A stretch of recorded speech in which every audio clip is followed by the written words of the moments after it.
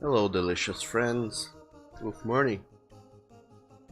It is your boy Doug up here with some art show thing going live right now, feeding some art directly into your brain tubes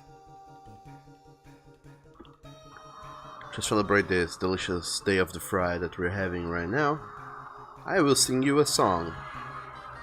Hello and welcome to my stream. My name is Douglas and I hope you enjoy. There you go. But Doug, that was a horrible song. Why, thank you. I'm glad you liked it. But Doug, what are you gonna stream today? Well, I'm gonna stream some art things and in general random art things to begin with. Then I'll be working here on the today's page of the comic because those pages won't work themselves. So what do we have going on here for this comic page? I have two delicious little characters going on here. Lennon, she's gonna be here a little bit off to the side, kinda poorly fitting into that frame. And Mantle gonna be slightly smaller, so he can fit better into the frame with the amount of text I'm gonna throw in against that beautiful boy. Actually, let me reduce her size so everything fits a little bit better.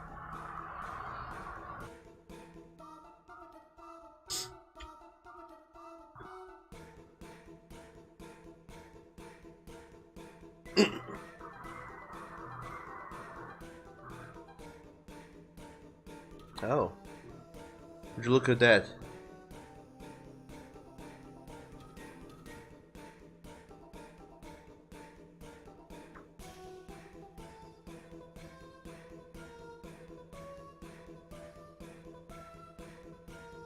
The way Spotify works with its random songs. Anywho. So originally I had conceived this scene as being like a full-on. Actually, let me see if there's no porn in my other tabs. There's always a chance, you know.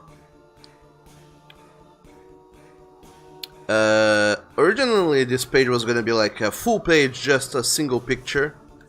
Let me find this brush here so I can demonstrate a little bit better. It was gonna be some sort of like god damn it. It was gonna be some sort of landscape of the city, tall buildings as they be, and then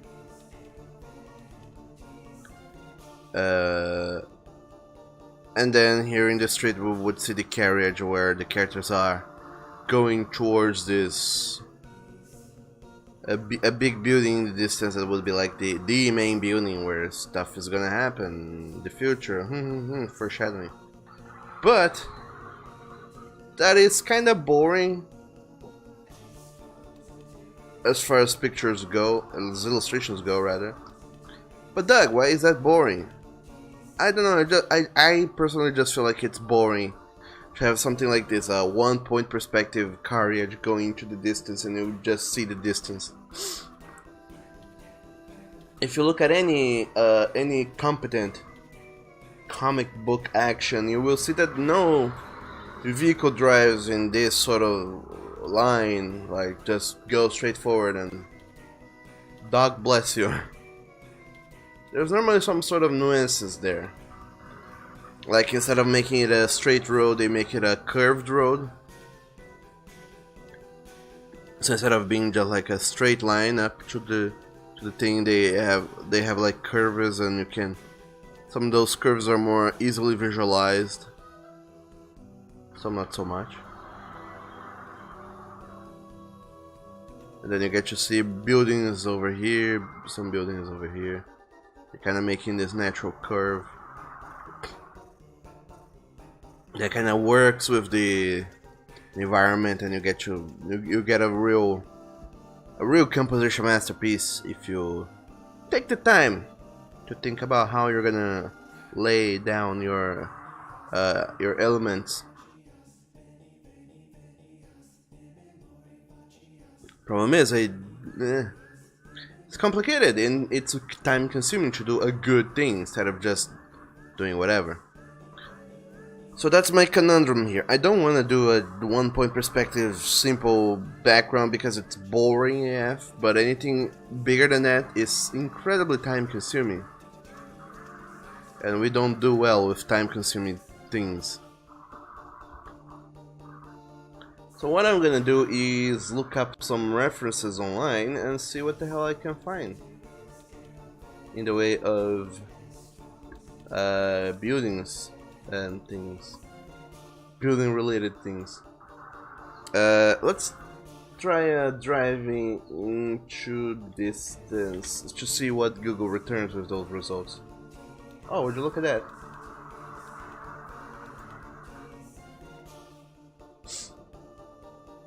The first result is a Google Maps result for my place into Instituto Nacional de Traumatologia e Ortopedia. Oh, so driving into distance. Alright. Apparently the distance between me and Into is 1600 kilometers.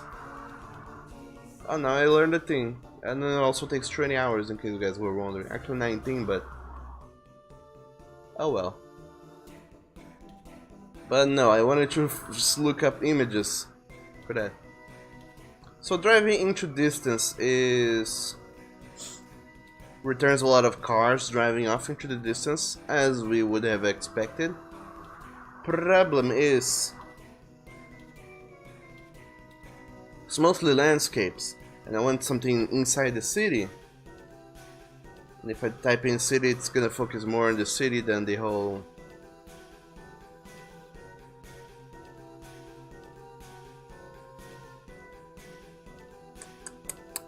It's gonna show me more. Well, it's not a good search result. Let's try something else. How about city street perspective? I want to see if there's some interesting things we can throw in there. Oh boy, look at this.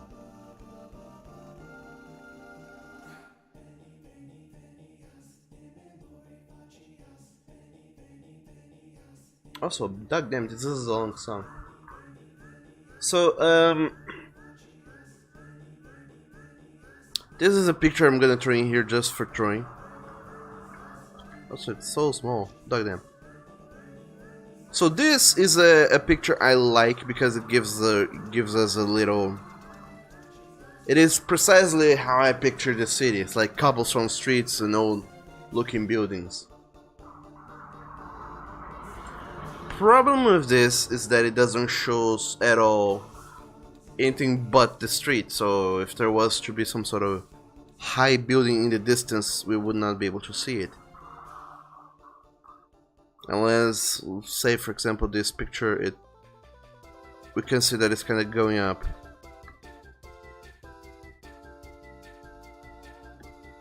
And then if we were to kind of throw in some very, very crooked angles, we could have something going on, but it doesn't work so well.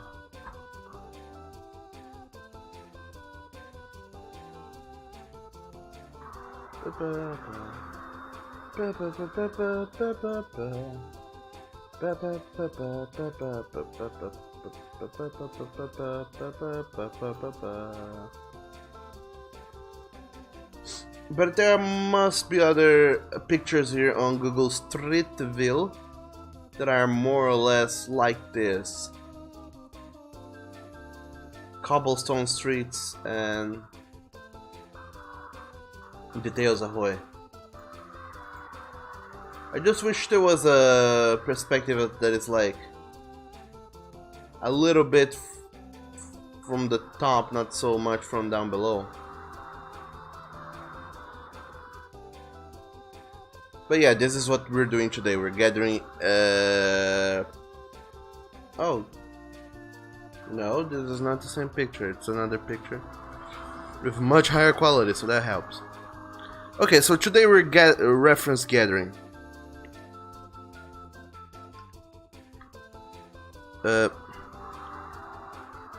Let's throw this one in here. Let's go back here, delete that one. Throw that in here as well. There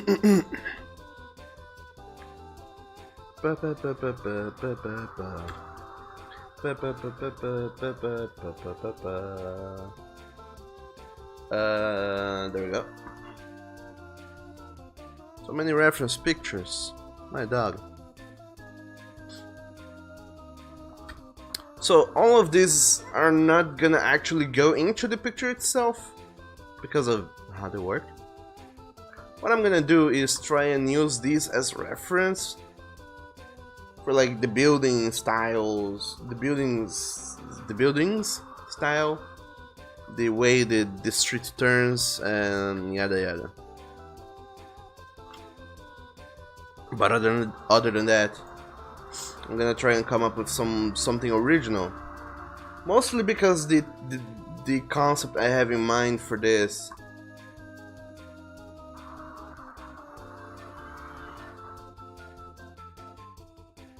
is hard to find. Most of the time, by the way, you will not find out there randomly on Google or whatever. You're not gonna find a reference that is like precisely and exactly the thing you want. Most of the time you're gonna find something completely random that you're like, helps. And these and those things are close to what I want, but not quite.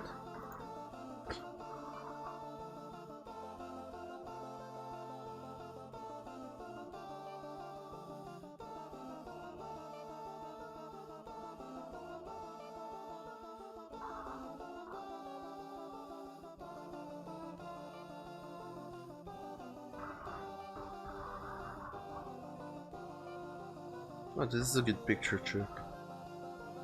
Of a little alley. Yeah, sorry. Little alley street. Sorry. Yeah.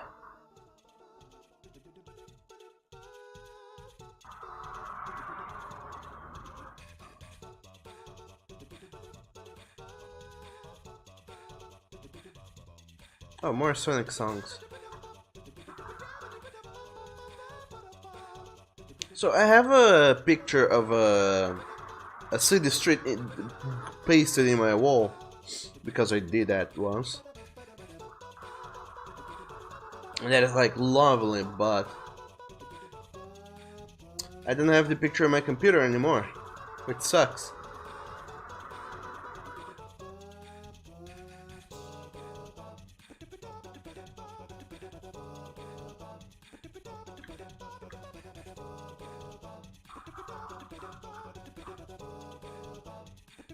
Also, I didn't want to do something so detailed because that will certainly take forever to do. Like I said, I'm not down with time consuming.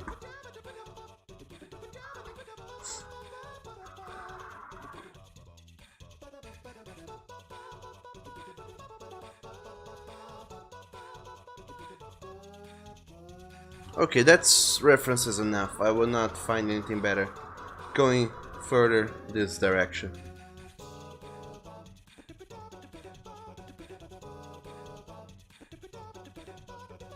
And Chandler, you said that my memes on Twitter give you life. Well, I'm glad that they do. Also, welcome to the stream, Chandler. Wolf Morning. How's it going?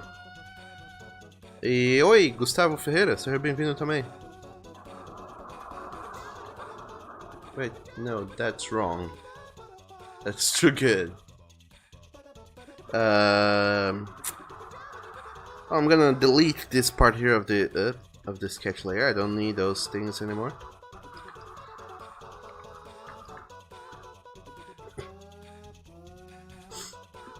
Wolf morning to the both of you. How are you guys? How are you guys doing today?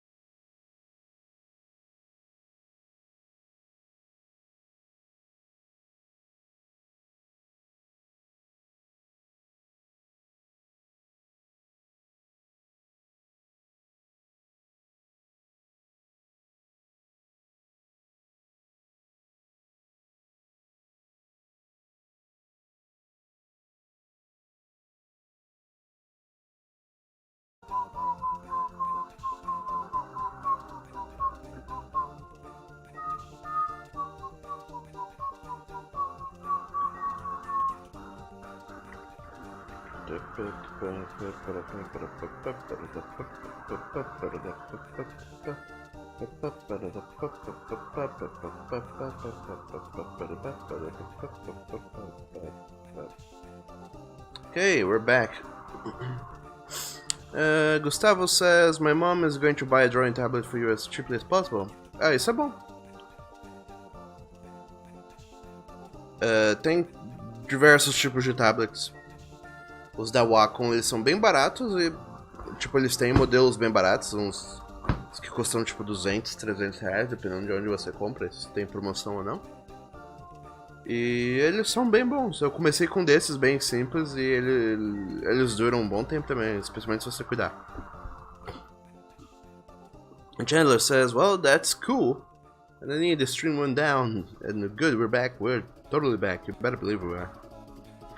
So if you pick up your page and divide it like this, like three vertical sections and three horizontal sections, and you're drawing a line that connects to this and this point, but also the beginning, top left, bottom right.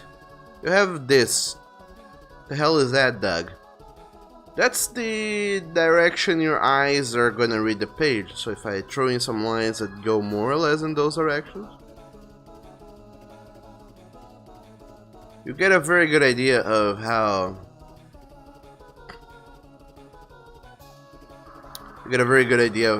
the reader's eye is gonna fly through the page. This helps with composition pretty much. So we do this 3x3 division on the page overall, but it's also good if we do that within each panel itself. So we're not trying to be like geometry geniuses here and find the precise point in which this division happens. You're just trying to find a nearby place. No need to draw out your rulers and calculators.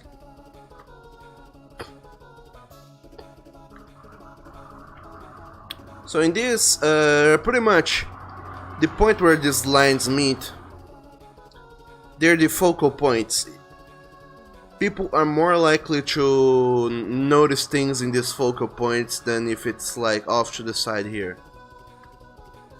So putting important elements in these focal points is a good idea generally.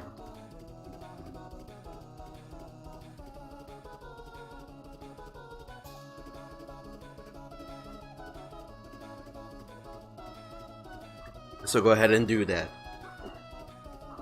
Gustavo just the drawing tablet is a Huion 420.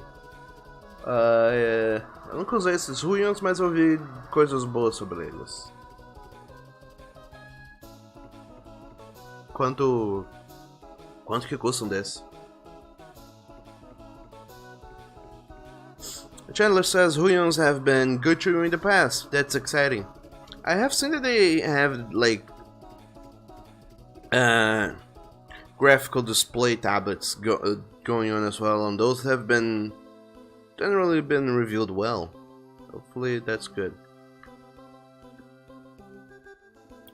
So, Doug, why have you done this? I have done this because knowing where the focal points in my panel lies, it is very good for me to have an idea of how to set up this scene pretty much. So what I'm gonna do is have a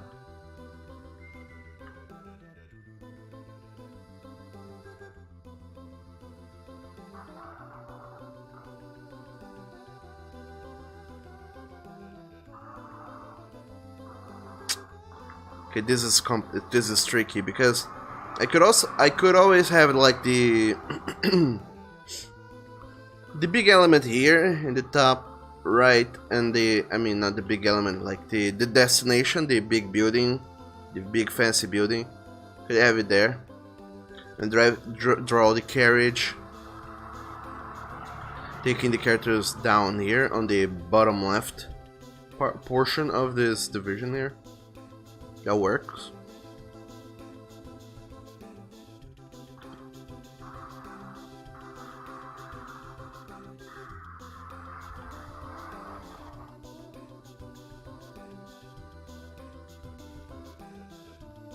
But instead of doing like a straight line over there, we can draw a waning road that takes us there. And because of how much in the distance this is, it would help if it was slightly smaller. Not like minuscule, but small enough that so it feels like it's in the distance. Maybe on top of a hill as well. Actually, no, hills are dumb. No hills for you.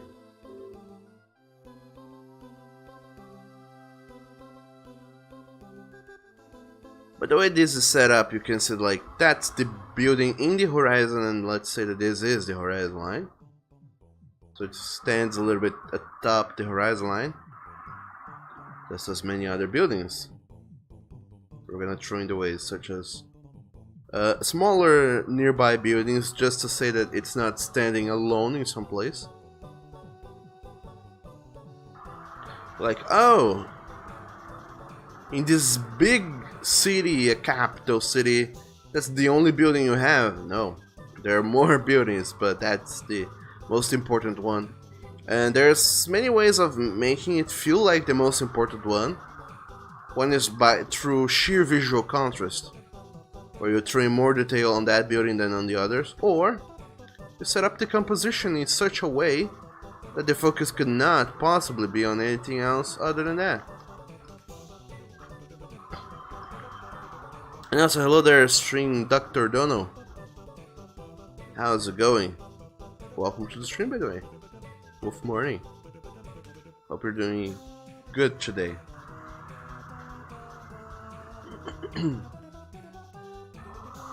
What song is this? Oh, it's that song. Also, hello there, Bad Aim Kun. Wolf morning. Welcome to the stream. In this lovely ass Friday that we are having. I'm just gonna draw the outer frame of this panel here, just so I have an idea of how big it is going to be.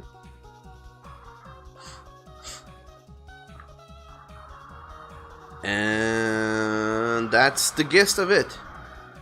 This line here is gonna be the horizon line, throwing some buildings of varying heights. I don't know if this carriage is too big or too small. Doesn't really matter. I can always change that on the fly.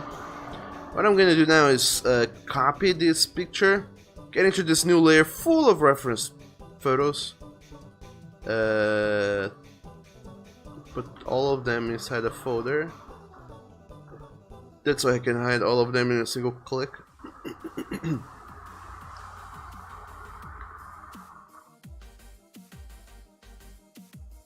Okay, this is quite big. Bigger than I was expecting.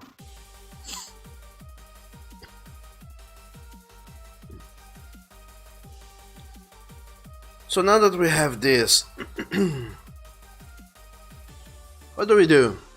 Let's check all of these delicious reference pictures and see which one I'm gonna use as a reference for my city landscape drawing. I definitely want to use this because of the cobblestone and the stone look that most of these buildings have. This one is good also for the cobblestone feel of the street and the architecture of the buildings. It's old enough that it feels like good. This street here is more so because of the cobblestone, because the buildings, they look simple, too simple. Like, just simple. This is more for the architecture as well, but there's so many like lampposts and shit going on that I'm like, eh. This here is a little bit more interesting. The buildings also have a very old architecture. The angle is nice. Problem is, it's a one-point perspective, and we have determined already that one-point perspectives are dumb. And this is the only other cool one, because it's a cobblestone street that kind of curves. It has no Eastern European architecture going on. But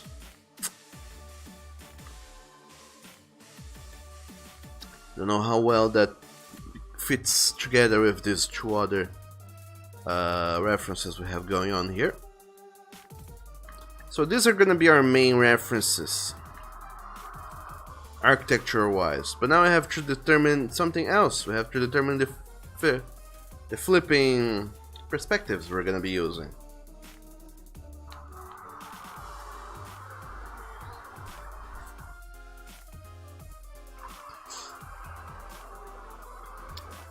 And Stream Dr. Duck says, it's been a while, time for you to visit. Yeah, oh, visits are always cool.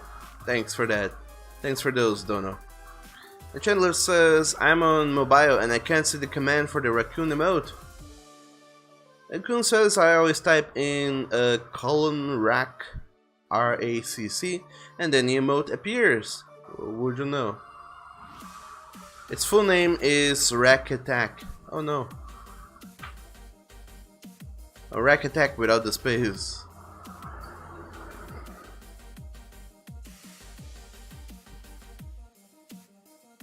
A Stream Doctor says rack, but not with K in rack, it's just a double C.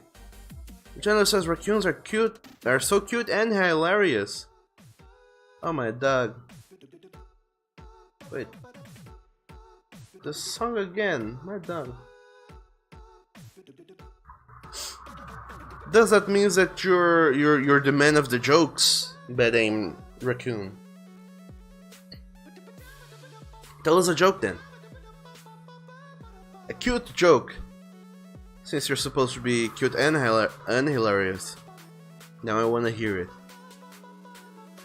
And Chandler says Doug hates 1 point perspective shots. I don't, it's just that they're boring.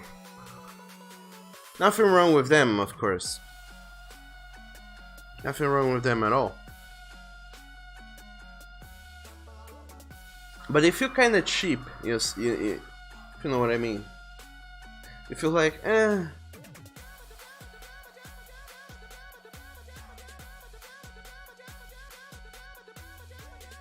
I could very well do a 1 point perspective, but 1 point perspectives, they feel so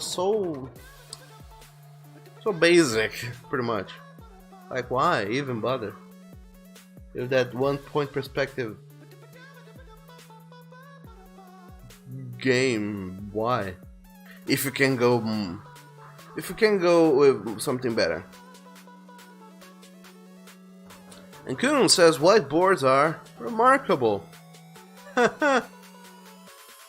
Funny joke.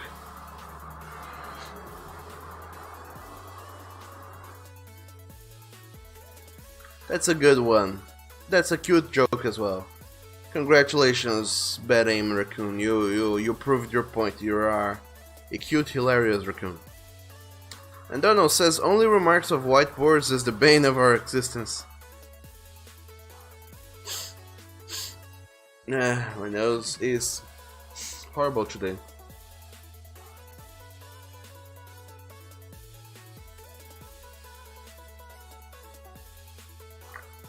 So what I'm gonna do here is 9 out of 10 dentists do not recommend that you do this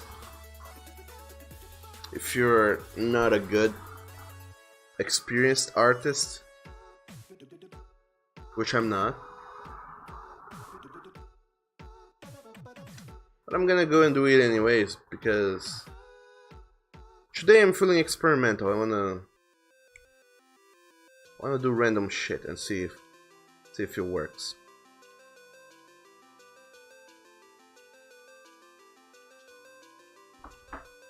So with my understanding of perspectives, I'm gonna already throw in some buildings. This here is off the distance, like so close to the camera you can't even see the bottom of it. And the further up in this street it goes, these buildings keep changing heights, orientations and whatever.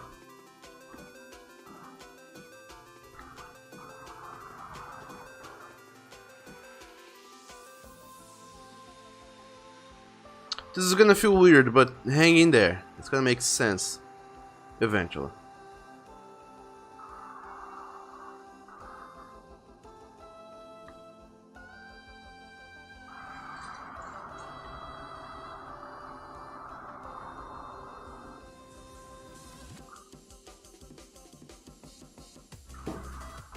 Okay, that building can't be too tall or else it's gonna block the view towards the important building up there in the distance.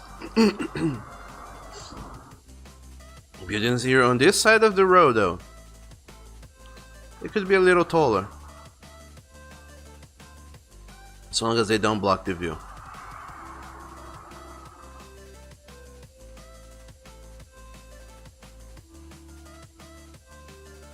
It's actually a nice way of focusing your point on this very specific building. So have taller buildings that blocks everything else that is irrelevant. Like, you can see that building in the distance and there's no way you can tell it's the important one, because how focused it is when you think about it. And you see this road leads straight into that, and I'd be like, well then, could not possibly be anything else.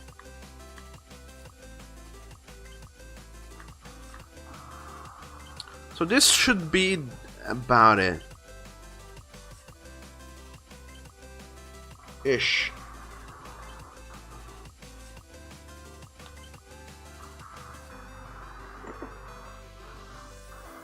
I guess that this is not like a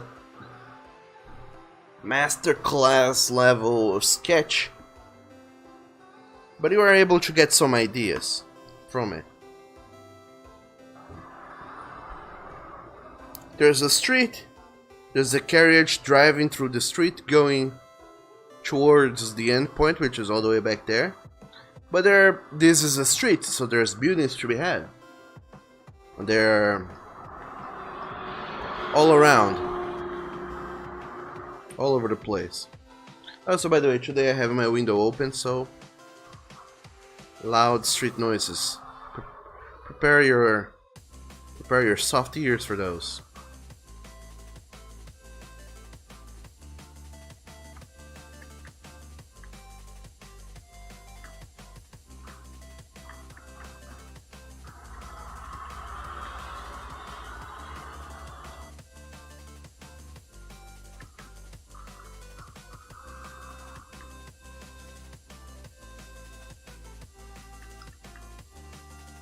And I guess that off here to the side we can go back to having tall buildings as well.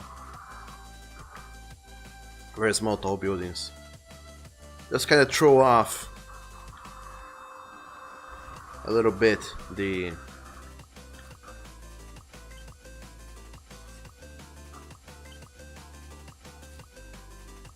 this entire idea that this side has taller buildings than the other.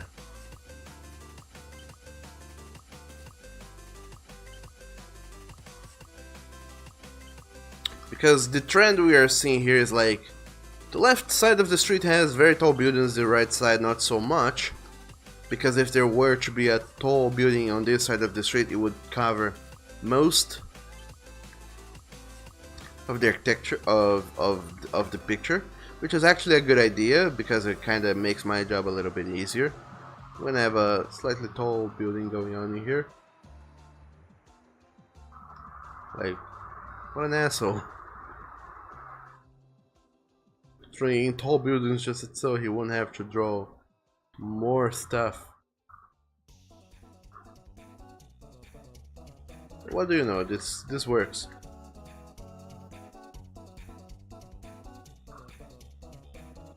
Especially if it's such a tall building that it kind of blocks the entire fucking shit. This side of the screen. Alright, good enough.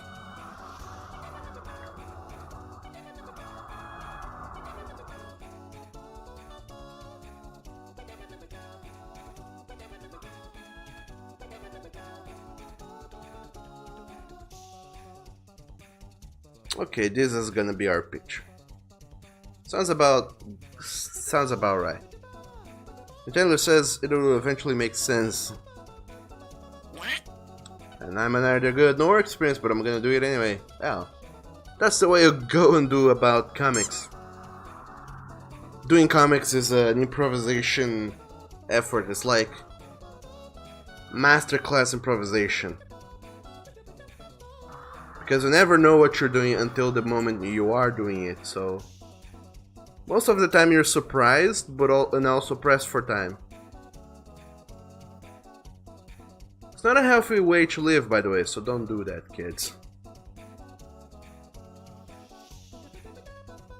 Anoni says, "My Richard." Oh, my dog, what the hell? Welcome to the stream, Oni. What do you mean, you're Richard? Have you captured the Richard and now he's all yours? What the hell? What's going on?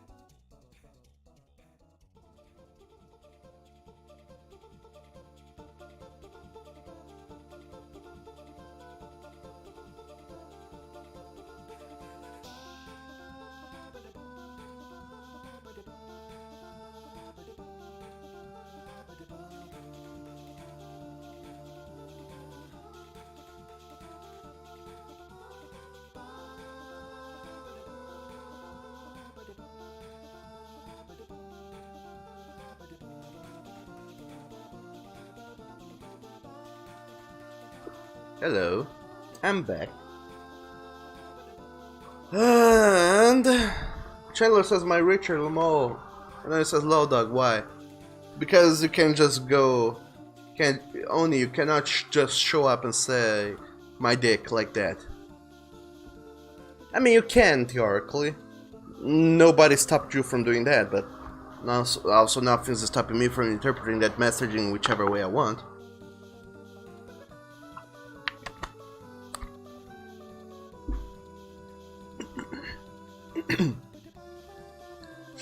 So, I'm going to go ahead, like I said I would, and start working on this background.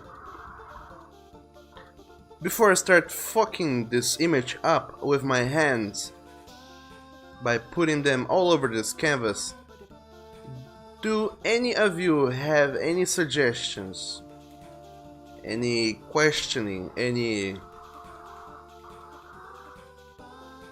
anything you guys want to say before I start?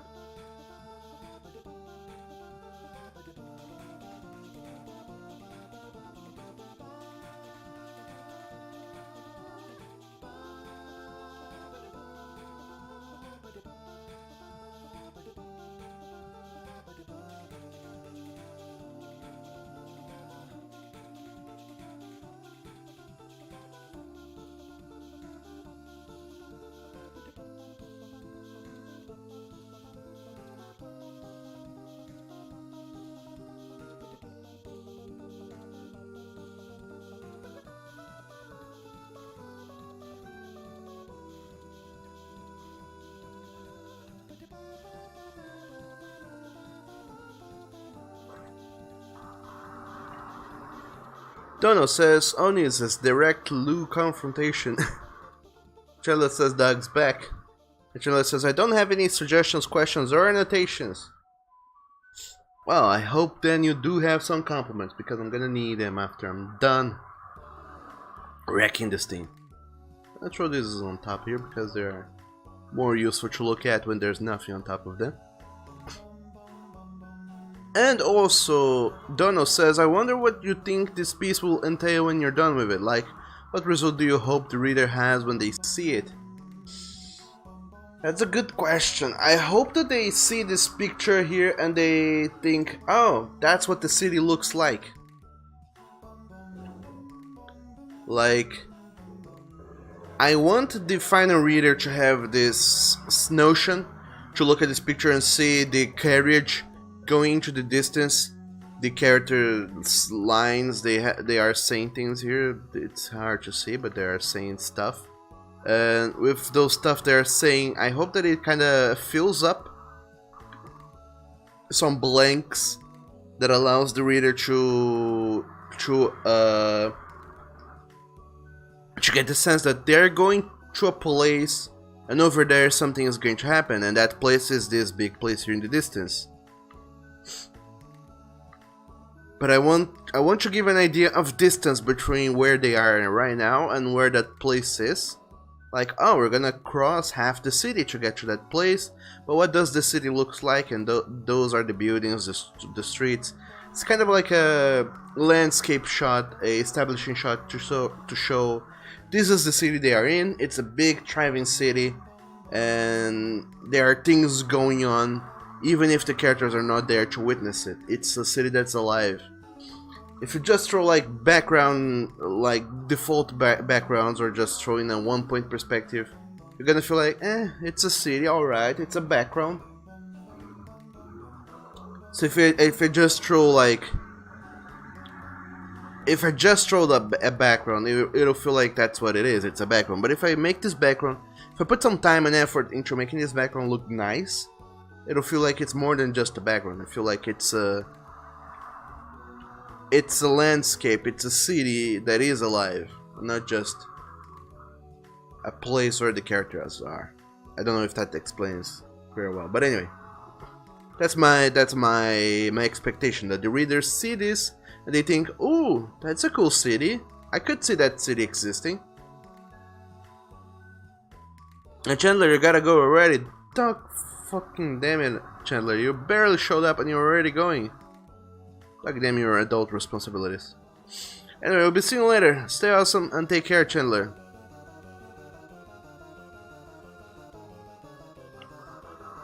And stay awesome, boyo.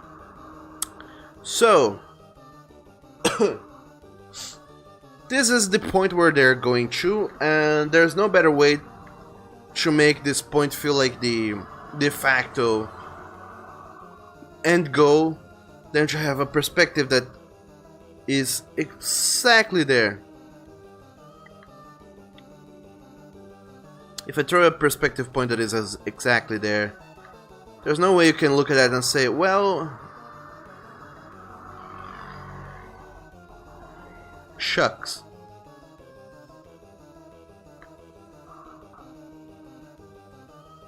If the main perspective directs you there, it's hard to argue with that.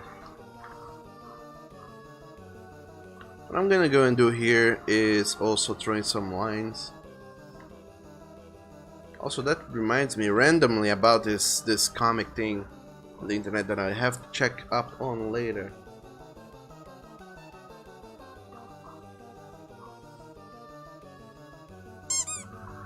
Oni, no. You and your squeaky toys.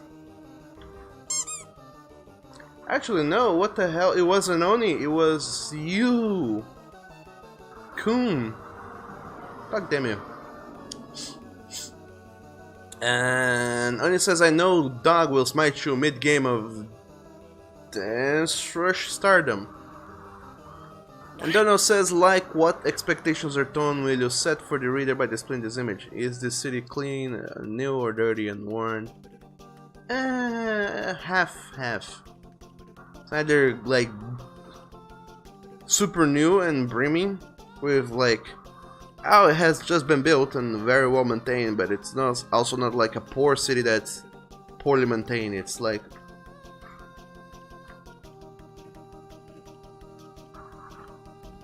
it's a city. Just believe me, it looks nice. It's gonna look nice. And Oni, you finished Nekus's request art. Oh my dog, can I see it? I wanna see it. Show me. I wanna see it, Oni. And Oni also said that was Coon. Damn dog, blaming me for others and stuff. Well, you shouldn't have lent your squeaky toy to Bad Aim Raccoon then. Because he, as soon as he got it, he already started squeaking it and bamboozling me. So, this is where the ass fuckery starts. Pardon my French. But this is a cool thing and I want to show you guys. Okay, so I'm gonna throw both of these layers into this folder here because they are my reference per se as to what the hell I want to do for this background here. So I have two perspectives. Sorry. So I have this perspective here that kind of goes over there. It's a 1-point perspective, so if I were to say, oh, I'm gonna draw this building, lovely, it fits that perspective perfectly. Holy shit, it's amazing how well that fits. Maybe even this building here, over here in the corner, like, 1-point perspective will work for you too, big guy. There you go. But when I have this building here, when you can see that it's kind of like going to the corner, and if I try to throw that into the perspective, it doesn't work. And then I get stressed and exhausted, and I'm like, what the fuck? Why is this not working? Anyway, and then also the street here, it's very.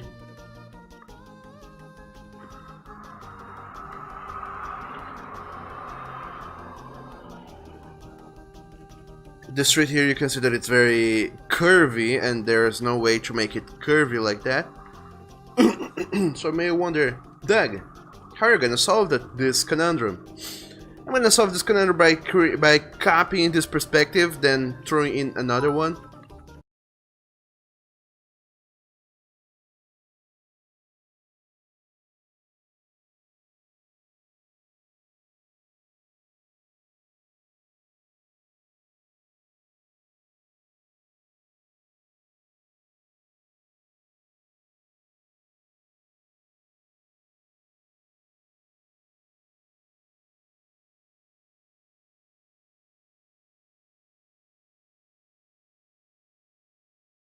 No.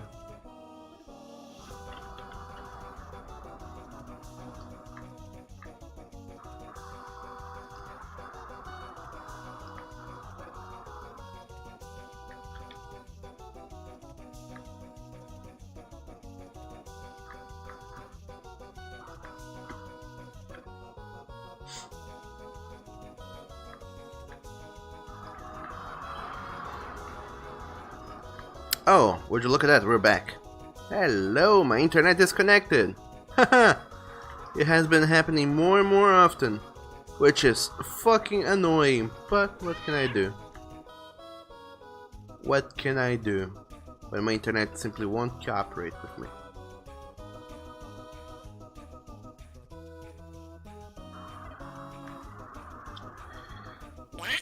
Anyway, Oni, thanks for the bits. I appreciate them. Ah, fuck. And Kun says that has been a thing all week, unfortunately. Yes, I don't know why my stream keeps disconnecting, my shit keeps breaking, but that's a thing. I do apologize for that. And Dano says, my quack, it crashed for you, you're back.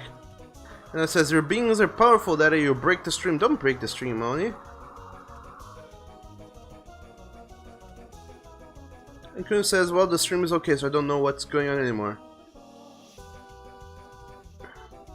And Oni says, what can you do to make it stop? Fuck, I'm not named Oni. I won't do that, but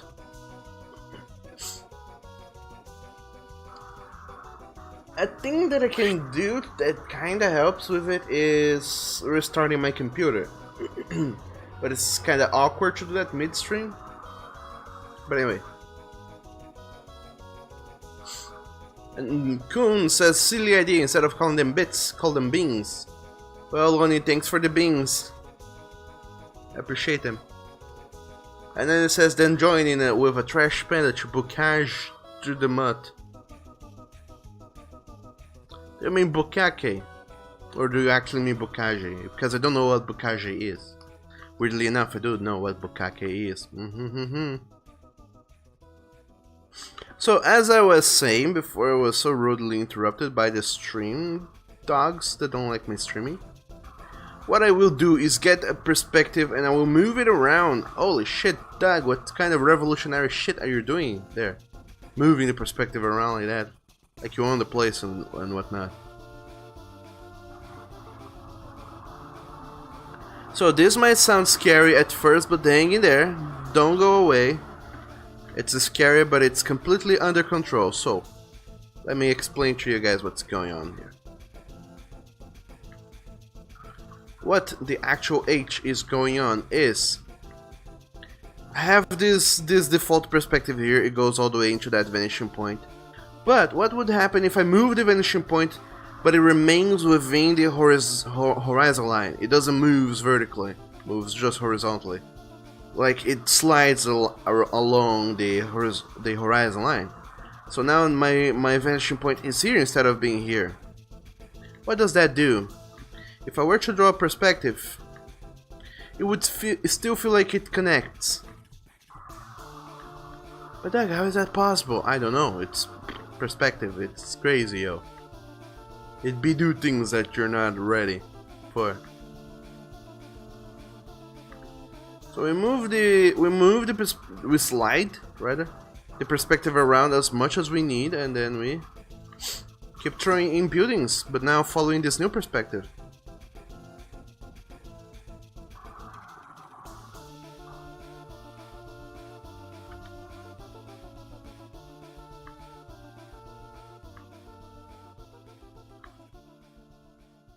And of course there's space between buildings. You can like fill them with something meaningful or not.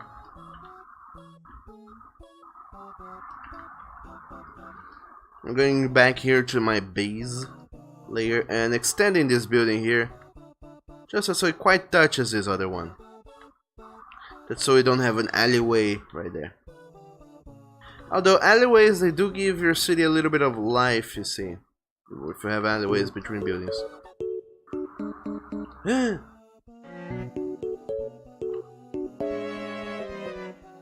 Coon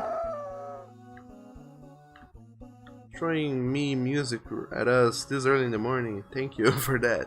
I highly appreciate it.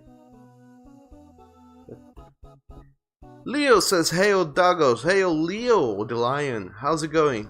How are you doing in this Friday morning?" And then it says perspective, and Leo, don't get too hot. And Leo says perspective. That works. They're not as good as things that would normally make cats purr, but sure, why not?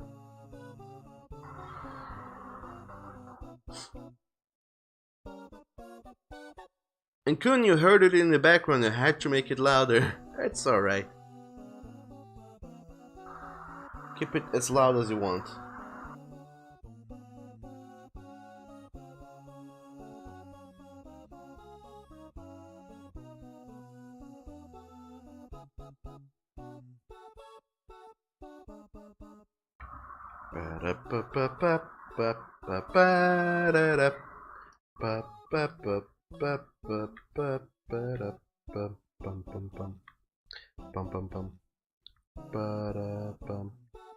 So, little do you know, now that we have this perspective here, this crazy perspective going on, I can draw a new building here that follows this rule.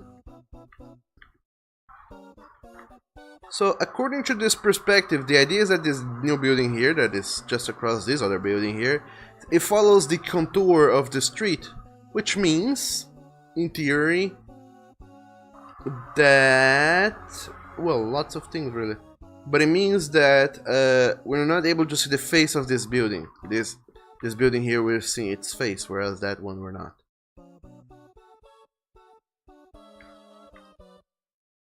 So let's say I want to do this building here, because it's a cute little building, but my perspective doesn't allow me to do that. How the hell do I go about solving that?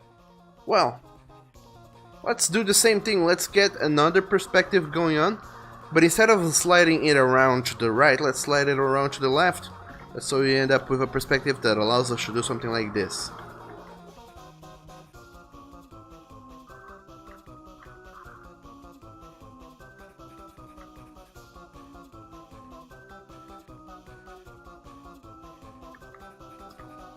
So you see, segment by segment, we're making this perspective kinda work. The problem though is that each this. Each consecutive segment, they should be getting smaller and smaller. And because in perspectives there's a thing called perspective division and multiplication. Let me explain that because it's a tricky concept. Leo says I still live and your breathing is getting back to normal. Oh, cool. Breathing is amazing. It rocks when people are able to breathe normally. So let's say this is a perspective. Here's the horizon line. Yada yada. You guys all know this jam. Let's say that I have this thing here. What the hell is this thing here, Doug? Please tell us what that is. I don't know what that is, and that scares me. Oh, worry not. I will tell you what this is in just a second. This, my dear friends, is a wall. What do we have in this wall? We have in this wall a house. So this block here is a wall. There's a door that goes on in this wall, and a window. But doesn't that wall seem too slim? The door doesn't seem too slim to be a door. Well, not really when you think about it, because the idea of perspective is that when you're looking at something sideways, it looks very thin. So if a door is this big, when you see it from straight on, when it's on its side, it's small as this, for example.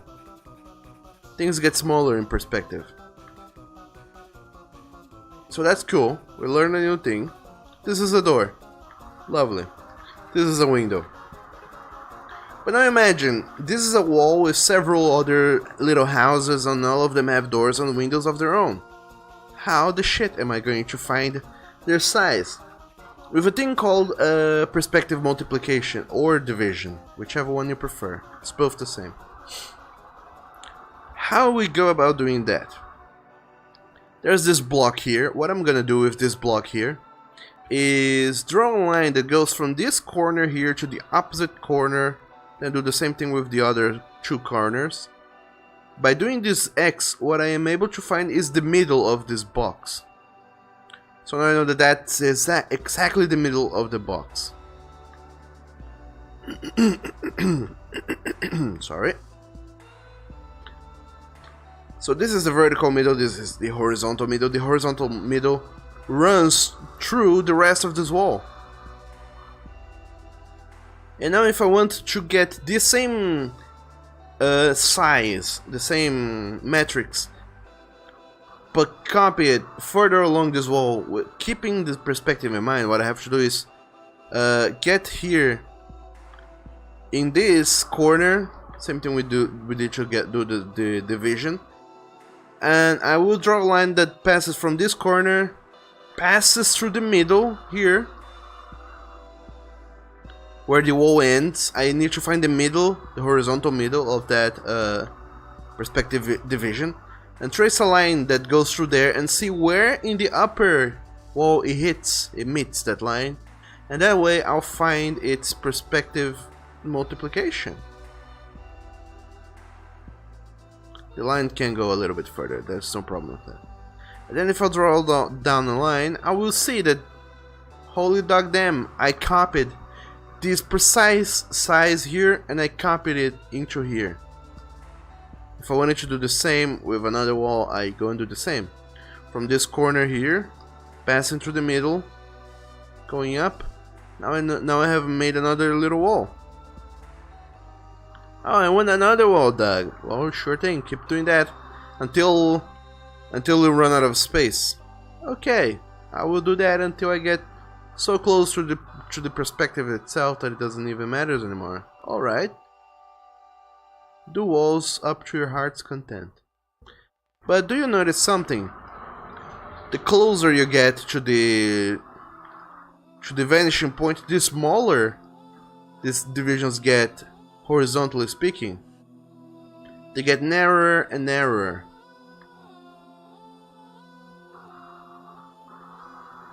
But that's to be expected. That's how perspectives works. But Doug, why did you waste so much time explaining this to us? Because I'm gonna do the same here, with the street segments. However, I can't just go about doing that. It's tricky, you see. So what I'm gonna do is have another layer in of itself, a base layer. I will run all the way to this perspective here. I will draw a block that passes through most of the street segments. I will draw this square here. Find its perspective center. There you go, I found it. Not too hard to find that one. By the way, there's a book by Scott Robertson called How to Draw. And surprise, surprise, it teaches you how to draw. But the chapter is heavy with perspective lessons. It teaches how to do these perspective things like in diagonal planes and circular planes. It's crazy. It's like you feel like your head's gonna explode from how much is expanding with all the lessons you're learning. So if I pick this corner here, go through the middle and see where that lands, I will find out that the perspective in the middle is gonna be there. So the next street segment is gonna be that big. The next street segment is gonna be this big. Next street segment is gonna be this big.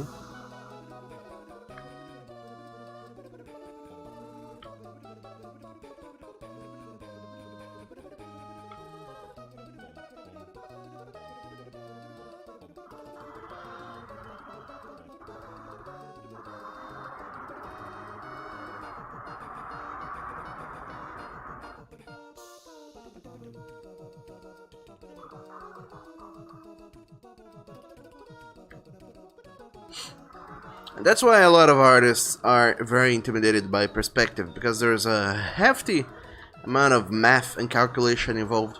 Not necessarily mathematics, but a lot of, time you're not drawing, but following your heart, and rather time you're spending following geometry rules to figure out where things will land and fall. But now you get an idea. That's where each perspective division should be, more or less. So this street segment here up in the front, it will go up to that place there where we just marked. It's gonna run all the way up here, and that's gonna be this street segment.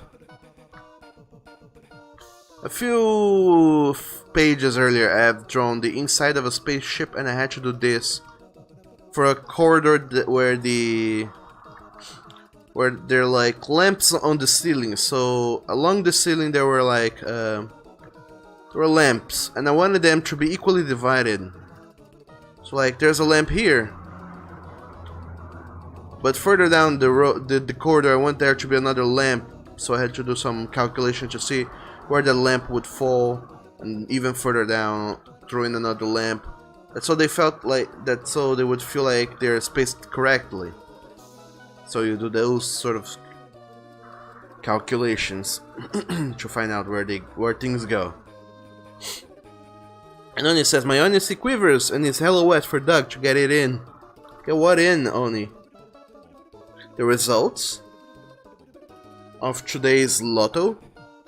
Well, I don't have those results, so you're gonna have to wait a few hours, Oni. And How to Draw is a good book. Kinda heavy on the wording, so it's not that, like...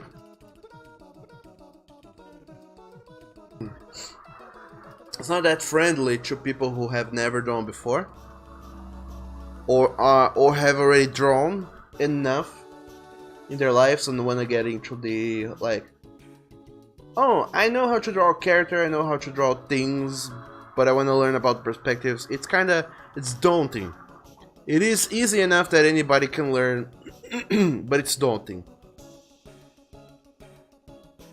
Then Marcus Matthew Mestri went and wrote a book called Framed Ink and then Framed Perspective. Framed perspective is amazing. It's the same thing that Scott Robertson did, but a little bit written in a friendlier tone. It's easy to understand, easier to understand. It's not as technical because Scott Robertson goes and does perspectives, and then he goes and builds like fucking vehicles out of those things. So like, if you want to draw cars, if you want to draw spaceships and shit, Scott Robertson is the way to go. But if you want to draw like more organic things, like houses and shit, and characters eventually, Framed Perspective by Marcos Matteo Mestre is probably the best alternative for you.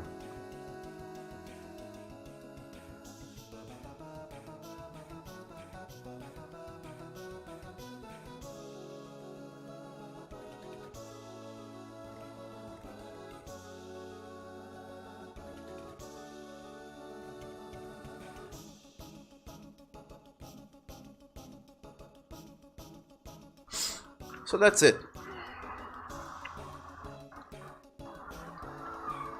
What were we doing? So back here we had like this house we wanted to draw. We're just gonna go ahead and draw this building here, and I connect it to the two other buildings, to this big building here, and to this other building in front. Actually, no, it should follow like the street. So maybe it should be a little taller.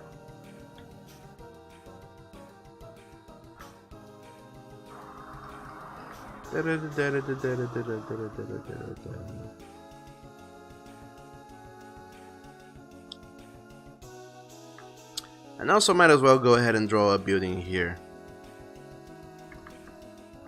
which is going to be slightly taller than the one just across the road from it.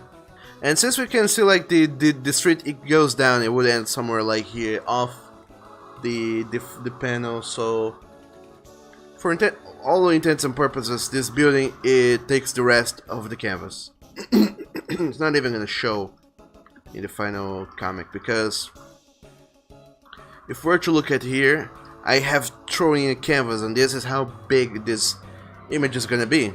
Everything outside this big block here, it's not gonna show in the comic whatsoever. So it's good to have a limit, because I know where not to spend effort in. So for example, I know that I won't be spending all my afternoon drawing windows in this place here, because they're not even gonna show. That is good to keep in mind.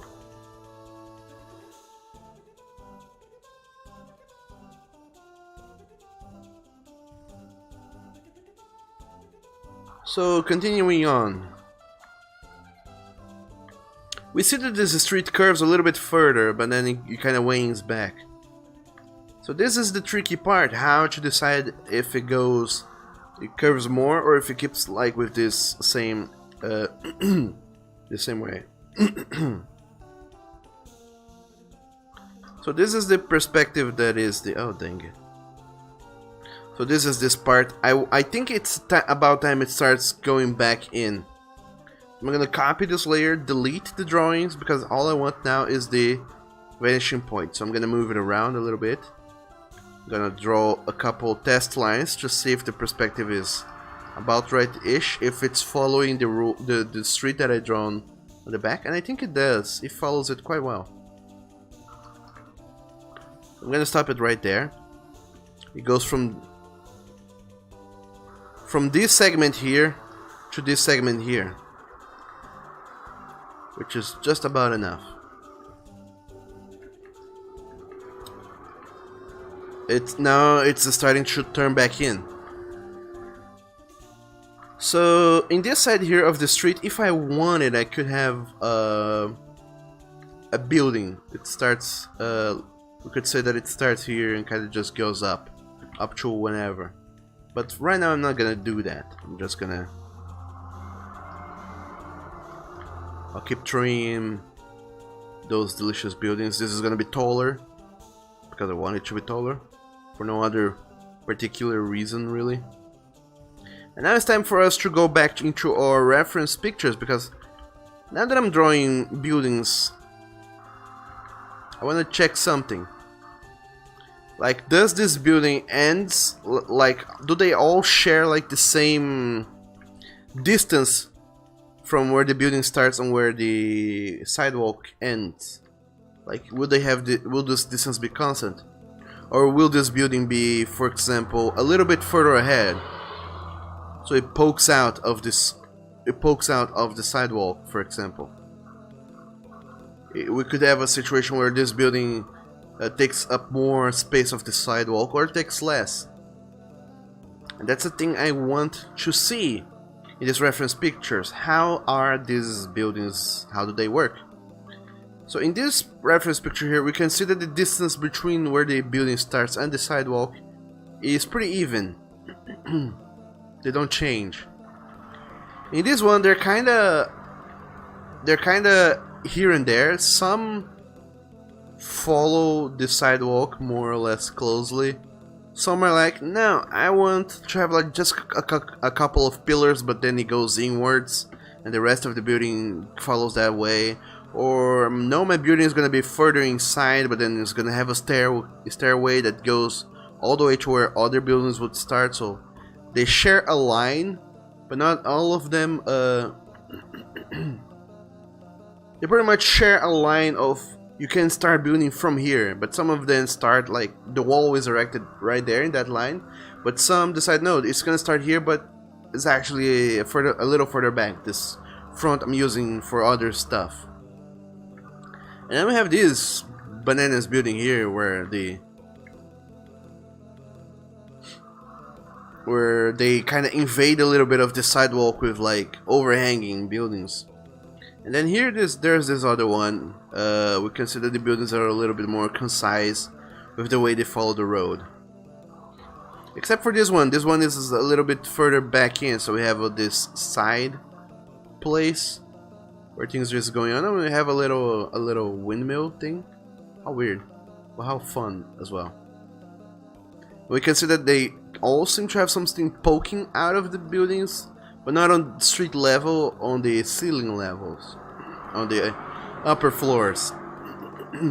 They all have something poking out. They love their plants, their potted plants, and they want to show it. So what I'm gonna do with this building here is get a little bit, well, not this one rather. I'll do this with the previous one. I'm gonna say that it. Oh dang it! Dang! I am going to say that the building starts here. The terrain, pretty much, the area you can construct in starts there. But they're not gonna have a whole lot of constructions going on before there. That's where they stop. Because this is gonna be a weird building per se. So it's gonna be a little bit further in.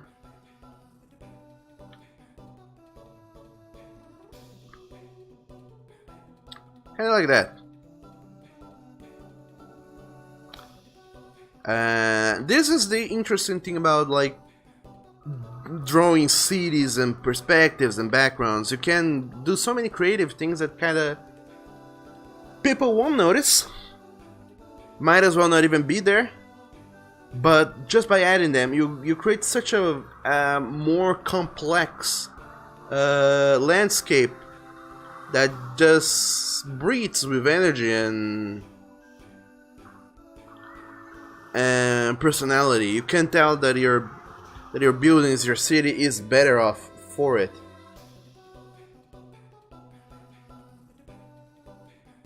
And Leo says a smart start and your mind is going, Doug. You can feel it going. Why? And then it says Doug is mind fucking you. I'm not. Scusi.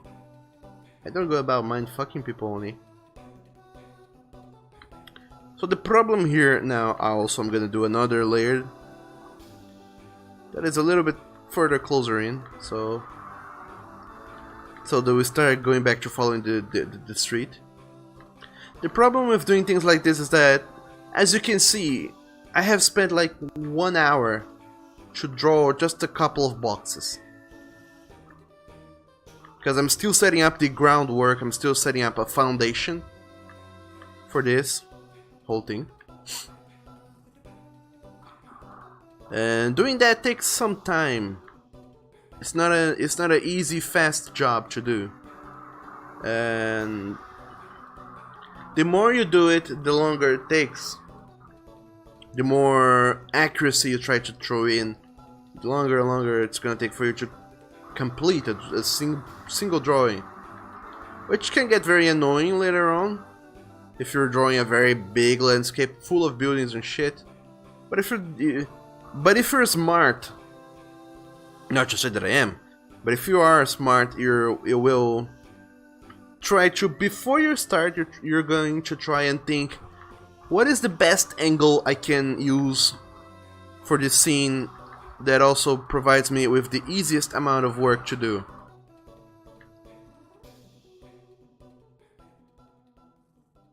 Like, you straight up don't want to spend too much time doing you don't want to spend too much time doing work that is discardable per se. Like, oh, I could have chosen an angle where, for example, this building here, for example, if this big building here on the side, if it didn't existed, I would have to draw all sorts of background in this region here. So to avoid doing that, I decided to have a bigger building. But if I were to do a even further top-down view, like, imagine that the camera is much high up, so I would be able to see the ceiling of every single building, the rooftop of every single building. But that would be a lot of buildings I would have to go and draw. So by drawing the front face of these buildings and having them taller than the horizon line, I am saving myself the effort of going and drawing these.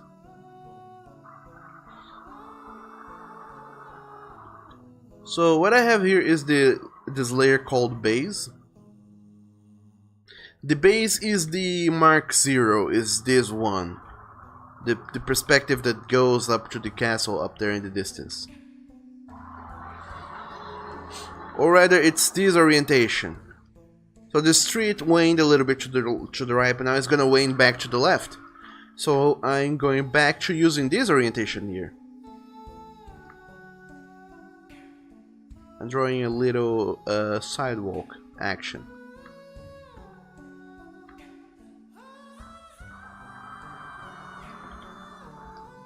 Going back to this layer here also to draw some delicious sidewalk action.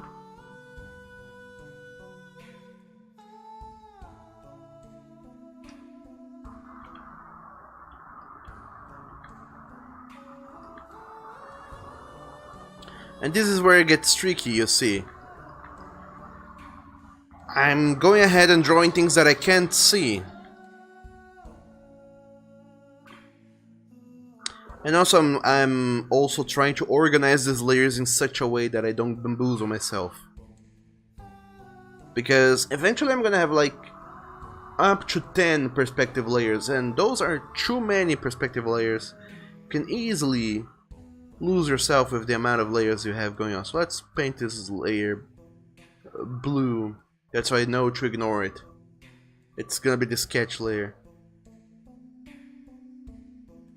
And the base, this is the red, this is the middle point. So we have 1, 2, 3 above that, maybe 1, 2, 3 below that. So this is the perspective for this street right here. So you know that this is the I can use the same perspective now that where the vanishing point is to the left of the original vanishing point. So pretty much any layer with a vanishing point that is to the left of the original one, it's gonna come down below. Anywhere the vanishing point is to the right, is gonna come above the base layer. And I can keep on using them.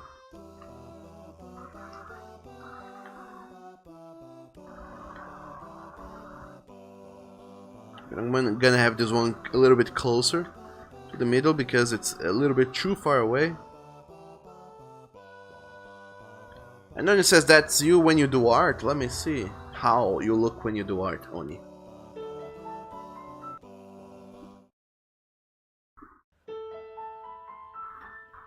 Danielle, dude, you killed it last night. Thanks, man. No, seriously, you did great. Yeah, it was alright. Kind of messed up in the beginning. I didn't even notice. Yeah, I was nervous too. I don't know. Well, I think you sounded awesome. I don't care what you think. Ouch. In measure 48, I hit an E flat instead of a D sharp. Aren't those the same thing? Not in my world. Well, anyway, just wanted to tell you good job, so. I'm a fraud! You did fine! I made a mistake! No one noticed. My key game trash. What does that even mean? I'm just a poor boy. Nobody loves me. You are not a poor boy. From a poor family. Learn songs better with Flow Key, link in description. It's freaking awesome. Oh my dog. Oni, you're not a fraud. You're a dog. Get your shit together, young man.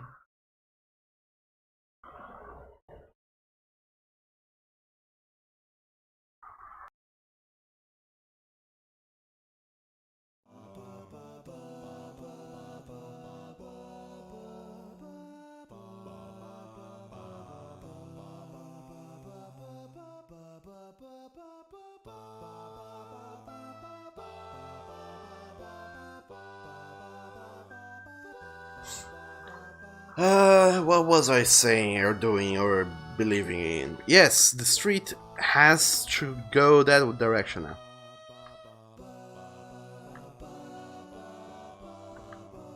And this is shitty because now the perspective goes the same way that the street goes, so it's kind of tricky to get it, but I'm gonna move the perspective line there. Done.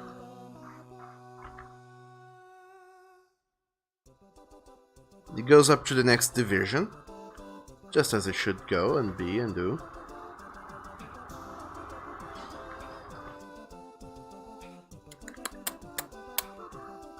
And then now I'm gonna have another one. It's gonna come down below that one, and it's gonna be the middle point between this perspective and this other one that is all the way down there. The middle point between those perspectives is gonna be where I'm going to throw this. Aha. It's gonna go up to the next thing, and then back in this one we're gonna have that.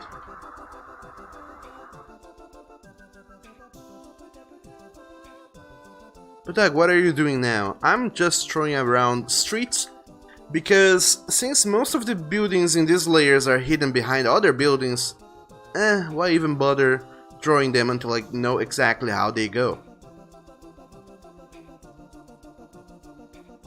So we went that way, and since the curving this street is not that dire, I guess I can use the same layer again instead of coming up with another layer. But this is a very special layer because it gets like 2 segments of street on its own. Maybe even another couple segments of streets on its own.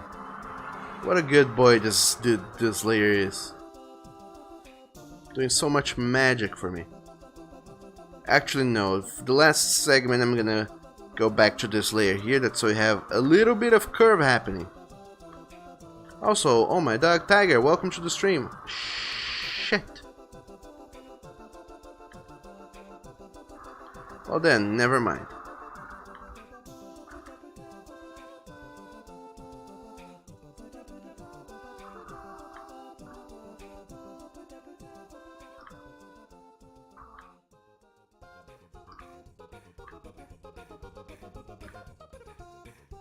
Get back to this street here then.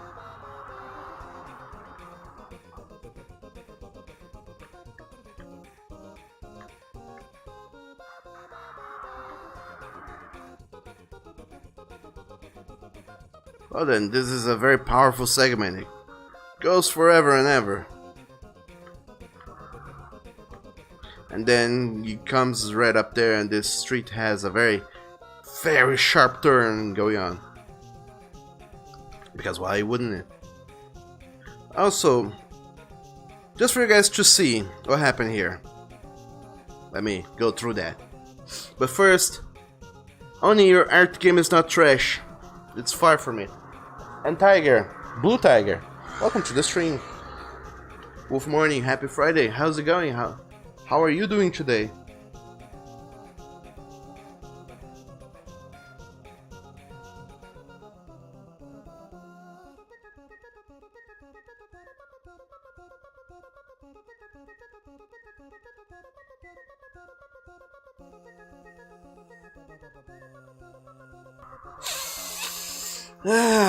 So I'm gonna go ahead, create a folder. File there. There's an umlaut in that O. Little do you know. There's a folder. Create a folder, put all those perspectives in, hide that folder, and talk a little bit about what's going on here.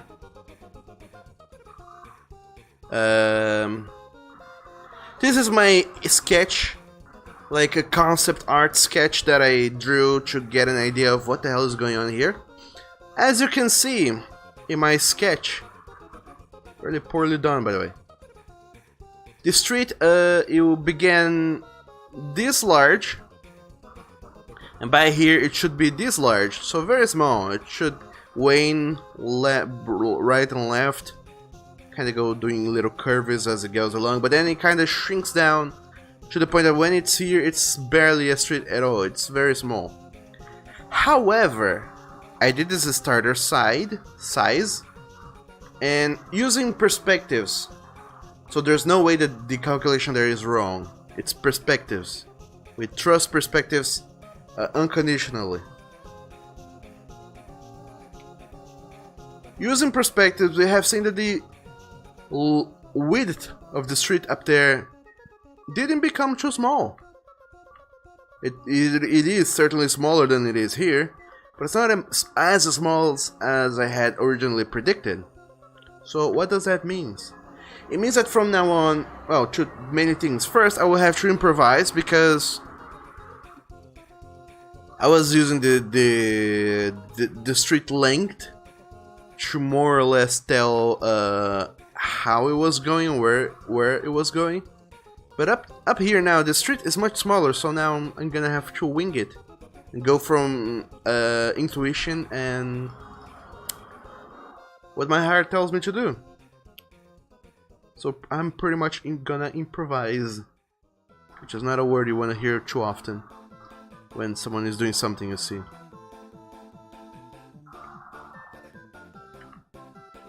But anyway, Tiger, you're it's a good morning. Not bad. Not bad. It's a good way to be.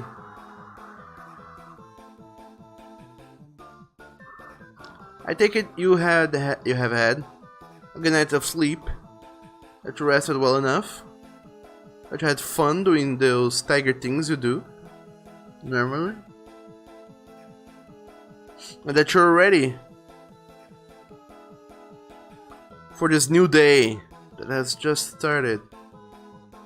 Full of possibilities, full of, well, friends as well. There's friends to be had at any day.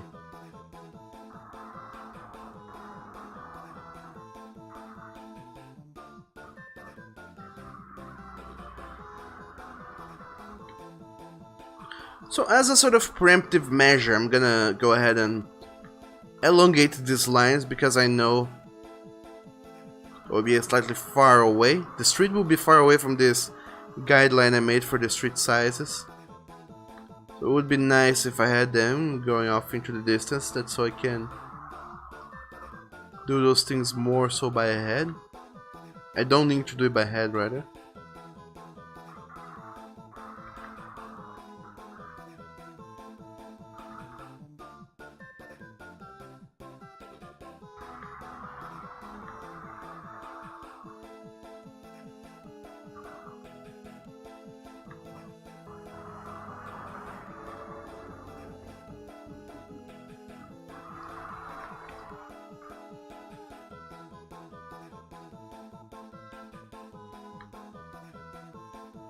And yes, as time goes on, it gets harder and harder. I mean, as distance goes on, rather. It becomes harder and harder to draw these perspectives here.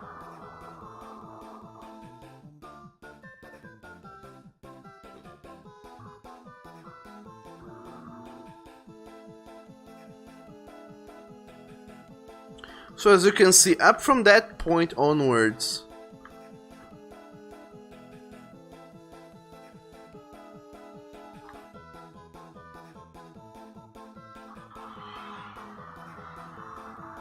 dang. From that point onwards, it's pretty much impossible to discern the distance, the vertical distance. So here we can tell, like, oh my dog, this street is so big. We have this much distance, length going on with this street. But then as we get closer to the vanishing point, the length becomes smaller and smaller, and up to that point it's pretty much non-existence. So what we're gonna do is find out in which layer this last segment is in. That's the one. It's in here. Which means I'm gonna take up this layer here and do the next part. Trying to follow the perspective line.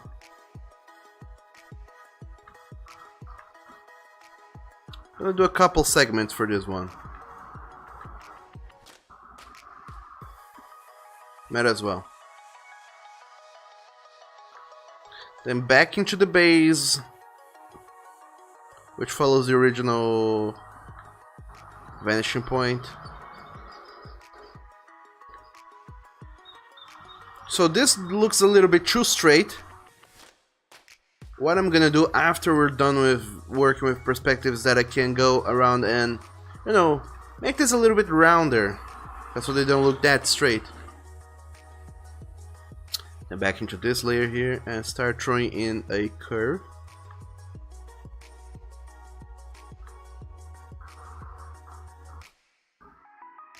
This could very well go for 2 segments as well. Then into this layer, it goes another segment.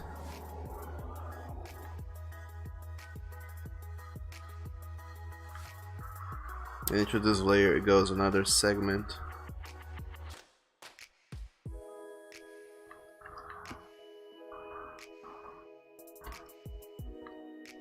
Alright, there goes up to 3 segments.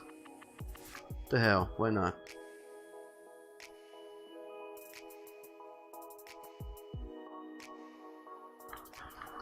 So what basically happens here, actually it just goes infinitely in that direction, because as soon as it crosses this threshold here, it is hidden behind whatever building goes in that corner. Once it's hidden behind the buildings, we can't see the street anymore. We don't have to care about it anymore.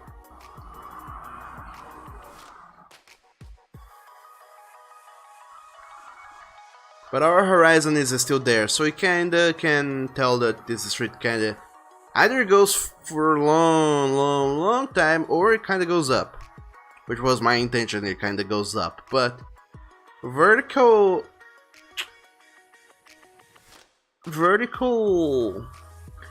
perspectives are tricky little shits to do. It's not impossible, but it takes way too much time. That doesn't really matter all that much. The truth to be told.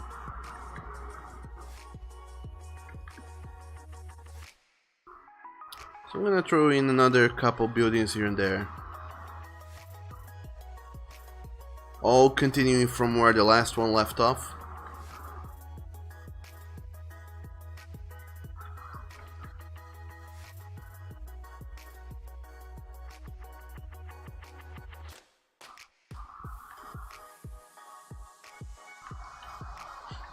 And going into the distance.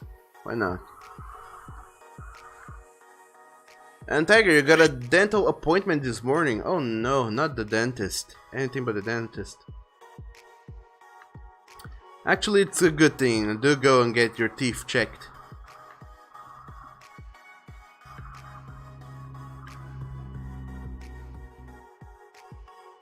And hopefully you won't have anything wrong with them.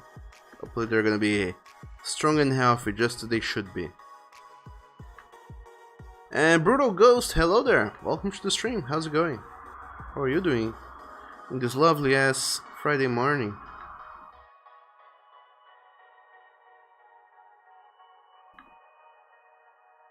Hope you're having a good day today. We're doing perspective things here, so do pardon my French, but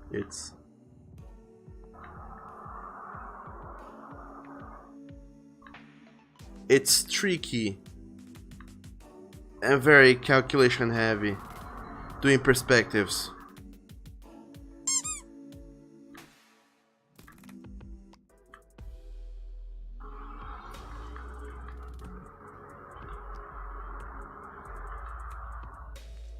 Also, the height of the buildings is not consistent. Doesn't it to be? Not really. Buildings can have whatever height you want them to have.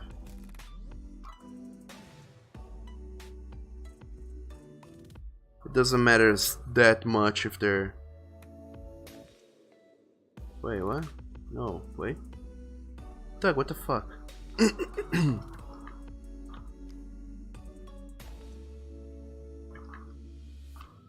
These...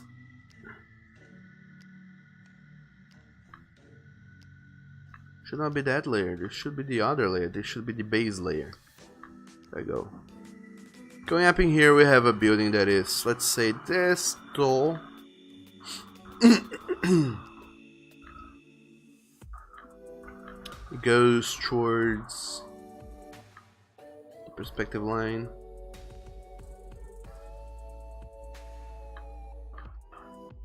It does it now. Oh, theoretical, you can see a little bit of the front of this building, not too much. Just like a little sliver of it. But anyway. Stream says, okie dokie guys, gotta go have a great stream and chat. Oh, my dog, sure thing, Dono. Thanks for stopping by. I'll be seeing you later, hopefully. Have a great day, take care of yourself, and do delicious things. See you later. And have a good Friday and or a great weekend. Now we go to this layer here. Wait, what? Oh no, what layer is that? Oh, okay, it's this one. Weirdly enough. Because that's where the buildings should start.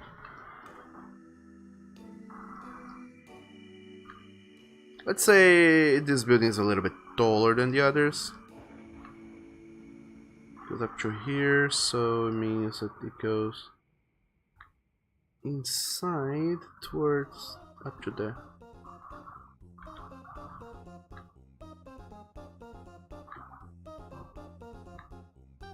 Are you guys completely bamboozled by now?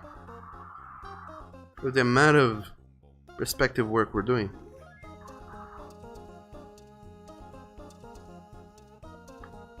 I know I am.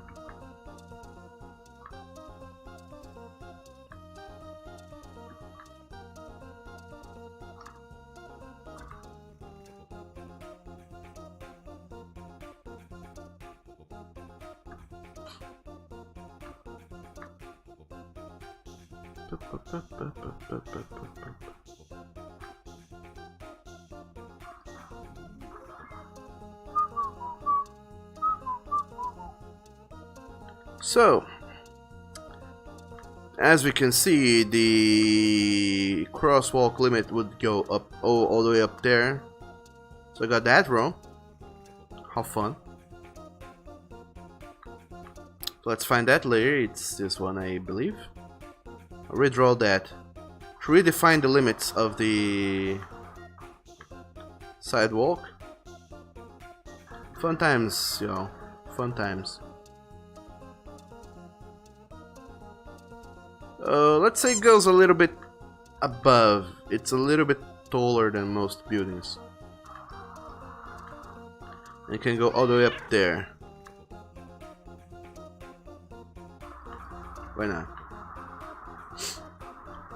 And Brutal Ghost says, pretty good. You? I'm doing fine myself. Yesterday I was feeling very under the radar, very under the weather. Rather, those are two different things. Wasn't a very nice day for me. So, since it wasn't a very good day and I was feeling all blah, I ended up not working at all on the comics, which means I'm late. I'm a late ass motherfucker. Which means that now I'm running against the clock to try and make up for the lost time. Which is fun. It's always fun to... when you look up and you say, oh, holy shit, I have barely any time whatsoever to work on the things I should be working on. We as human beings function so much better under pressure, you know. Not really, but you get what I mean.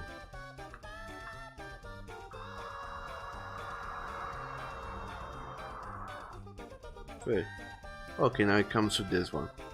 So this building here is in the wrong place as well. Now it is in the right place.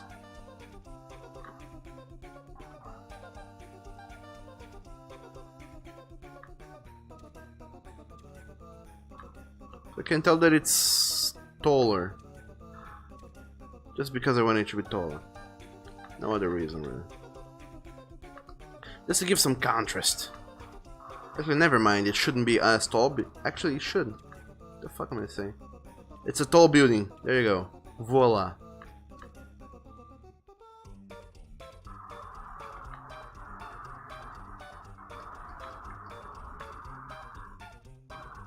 And...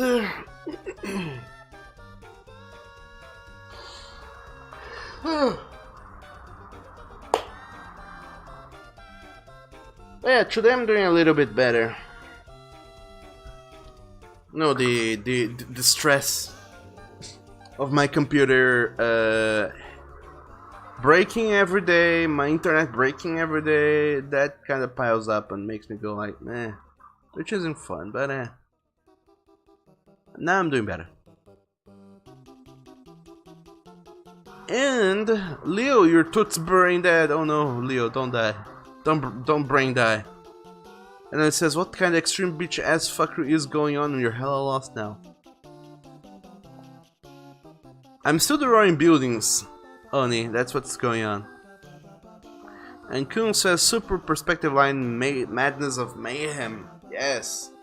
Now just imagine when we go back and start adding details to this building, like windows and doors and shit. It's gonna be amazing.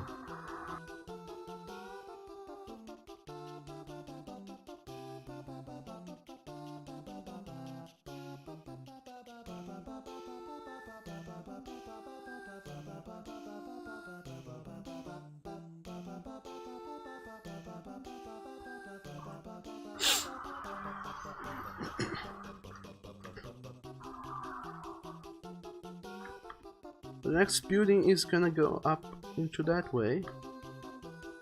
So, decisions. I'm gonna make these buildings here further down the street a little bit taller. For no better reason than if they are tall, I don't have to draw anything behind them. And that is a great reason in my book to make tall buildings.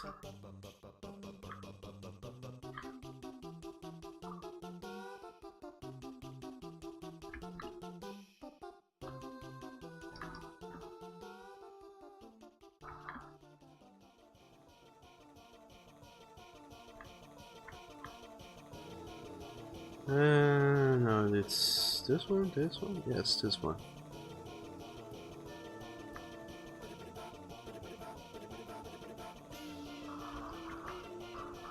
Alright, so now I want to draw, yeah, I just did draw that building there.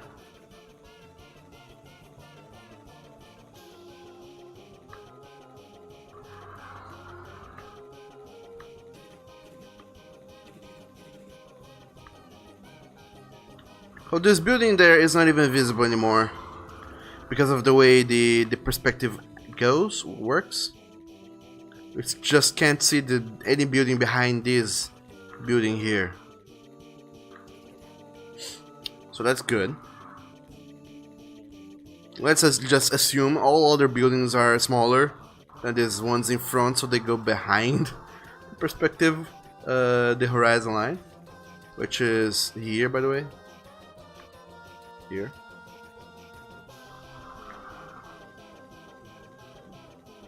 In fact, it would be nice if I went to the base layer and threw in a big horizontal line, just so I could see from any distance at any layer I'm using where the heck is the horizon line, just to have a basis of reference. So that's that building, that's that building, this will be those buildings here. It goes all the way up to there. Oh my dog, so long. So dirty. So theoretically, since we have like different street segments, I'm gonna use them also to divide the buildings. So one building is gonna be larger, one building is gonna be not as large, maybe taller.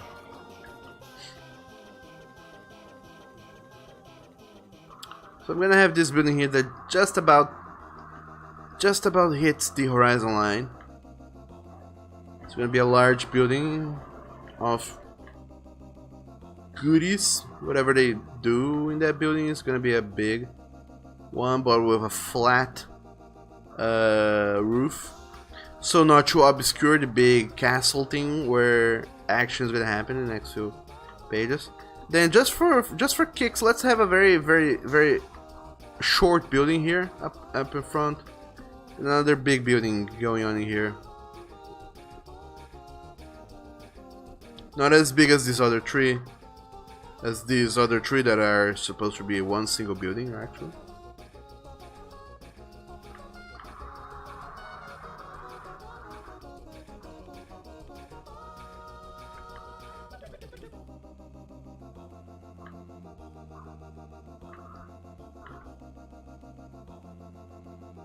Because now there feels like there's a little bit more dynamism going on with them. The dynamics are better. Or look better, at least.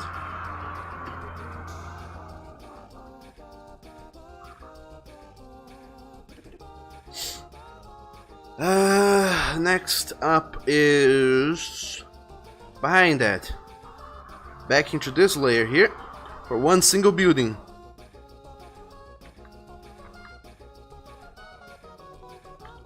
E Gustavo, seja bem-vindo de volta.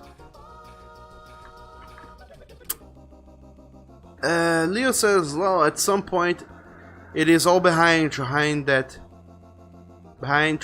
tall thing. Yes.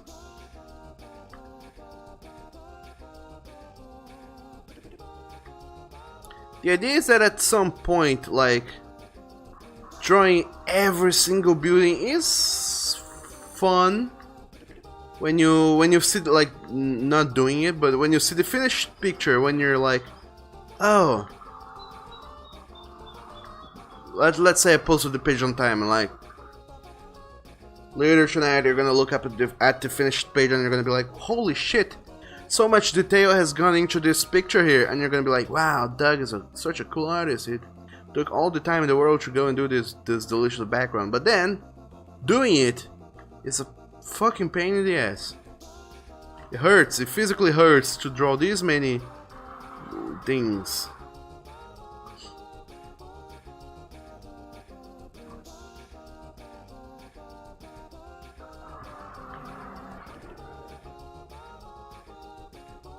Oh, what do you know? We have two more buildings that could go in here. We're gonna be short. From then onwards, we can't see anything behind there, so why bother? Now for the base, we have two buildings we can't see. For this, though, we have a couple of buildings we can actually see. Where in the fuck are they? I don't know. Let's try and figure that one out.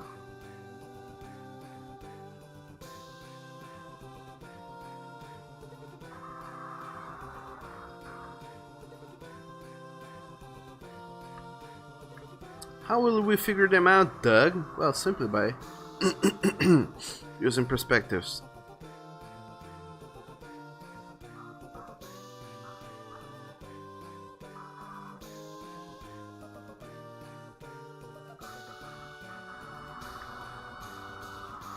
To calculate the inside of this road here.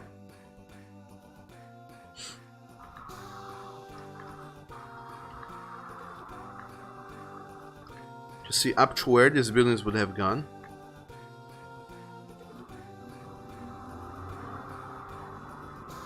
Leo says Meteoroid remix. Metroid, you mean? Yes, seems to be Metroid Bringstar. It's not a remix, it's a cappella version of one song. I don't know that song, I'm not familiar with it. But yes, it is Metroid. You got that right. Oh no, it's true. Things is cool. Now for the bass. Drop that bass. Do do do.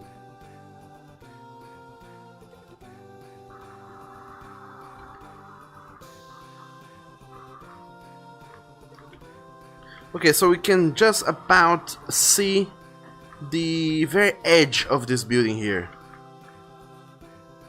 Because you know how these buildings go, they connect at the edges. This is gonna be a tall one because I wanna make my life easier by hiding everything that's behind it. It's gonna come up to there. From then onwards, it kind of just goes. It spans backwards. It's a very long building.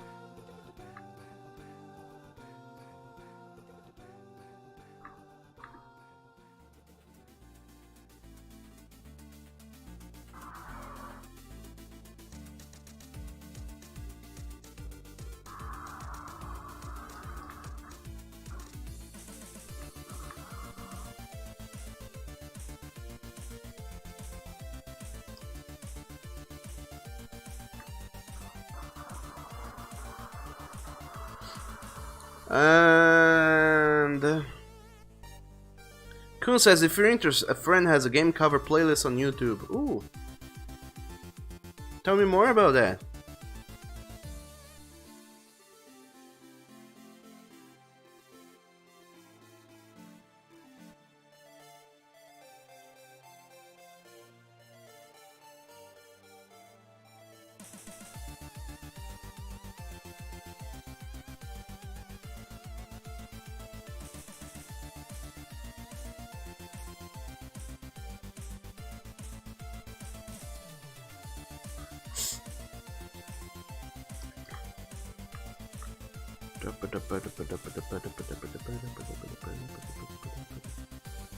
That's the one now. Those are the ones.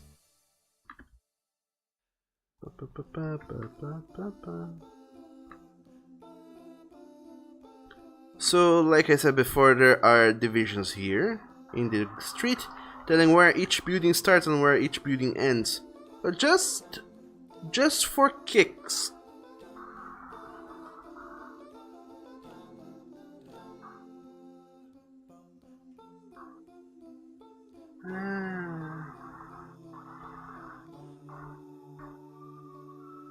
Okay, there we go. Just for kicks, let's say that this building here is incredibly short. For no apparent reason, it just is. Happened that way. The buildings beside it are fucking gigantic. So much so that they go above the horizon line because I don't want to draw anything behind the horizon line.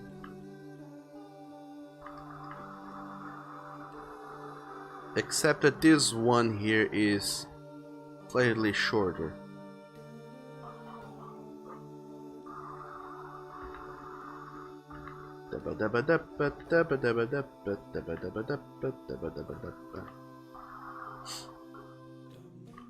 So now we're getting into the small building territory. But Doug, what is small building territory?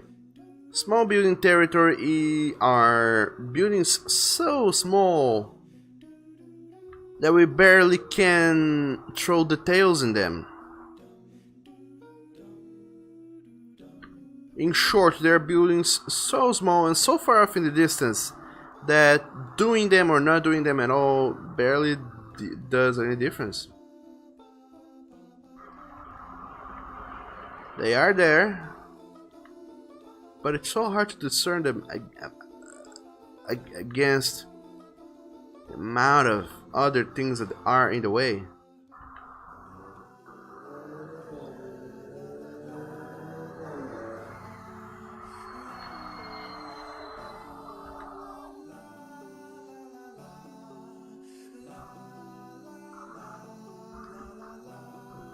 We do go and make them differently though, just to keep things more interesting.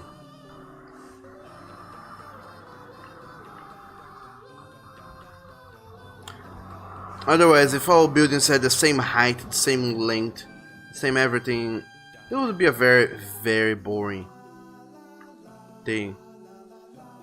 Very boring scene. So for something like the street, it's interesting to keep it concise, but for things like buildings, it's fun to make them have weird sizes and distances and shit. Oh boy, so many buildings. That was 2 hours we spent doing this. And Kun says Spelunker Sai, oh, nice artist, is a metalhead and often play metal covers of game music during his art streams. Want a link? Sure, why not? Don't know if they're gonna be copyrighted or not. Even though I do think that Smooth McGrooves' songs are copyrighted. Let me check. Smooth McGroove. I'm actually playing his songs from this delicious little thing called Spotify. Or Spoofy. Yeah, weirdly enough they're not copyrighted. Or at least YouTube doesn't recognize it as some sort of thing. Go figure.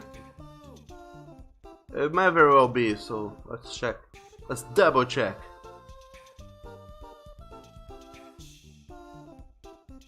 No, it doesn't seem to be. Weird. One would assume he would have copyrighted the shit out of his music, but how do you know? It hasn't. And Kun, thanks for that playlist. And Toroka says Big Boy Building. Oh, you know it. Very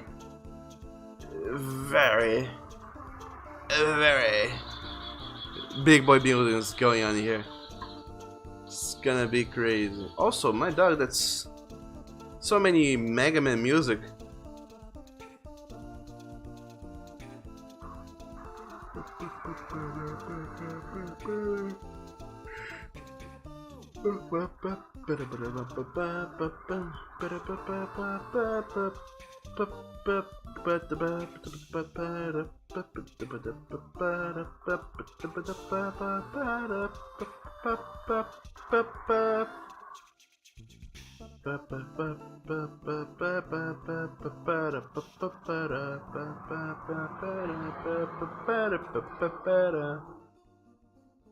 I will check this playlist later. I'm looking through here. There seems to be a lot of songs.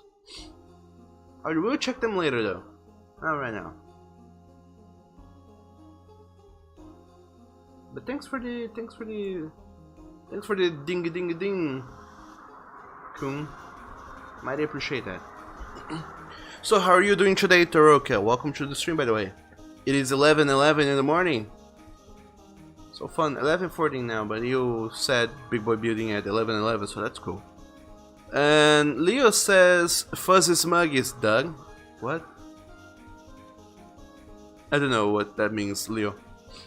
Oni says it's so short, like your attention span and patience with food. What? That sounds kinky. But you're poor. But you're just a poor boy. Oh, you're not poor, Oni. You're financially challenged. That's what you are. And Kun says Mega Man is one of his favorite series. Oh, whose favorite series? Now I'm curious. And Taroka says 1414 here, and all is well, I guess. Well, it would be better if you knew it for sure, but I guess that guessing is alright as well.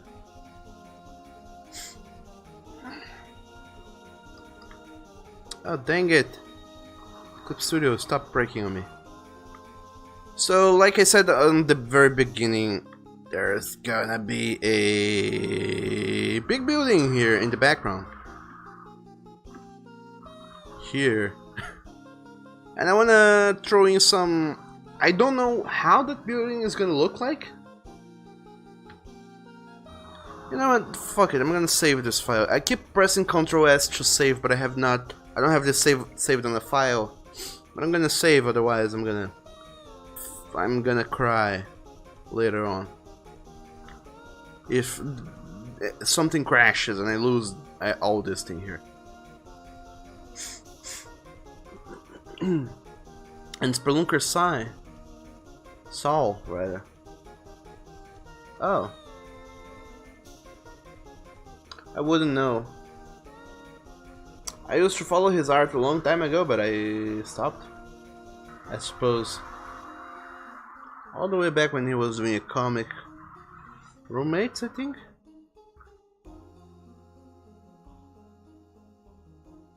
Must have been. But I don't know him personally. Or rather, never talked to him, so I wouldn't know. But now I know a thing about him. Oni says from a poor family. Oh no, Oni, no. And Kun says insert of million Freddie Mercury here. And Taroka says Saul is also not unfortunate looking. What? Not that is particularly relevant. What? Not unfortunate looking. What the hell does that mean, Taroka? And Kun says he still does the comic. Really?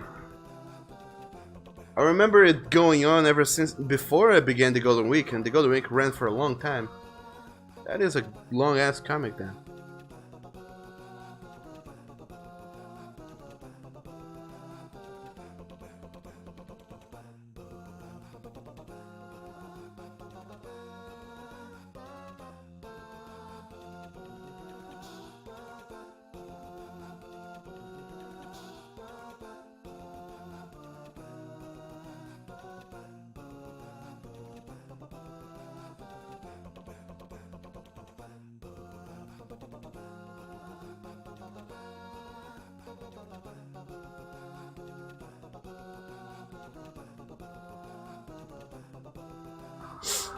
And Taroka says it means he is quite attractive. I would also not know that. But I'm glad to have filled my brain matter with more knowledge about the world and the people that inhabit it. I'm sure it will prove useful someday.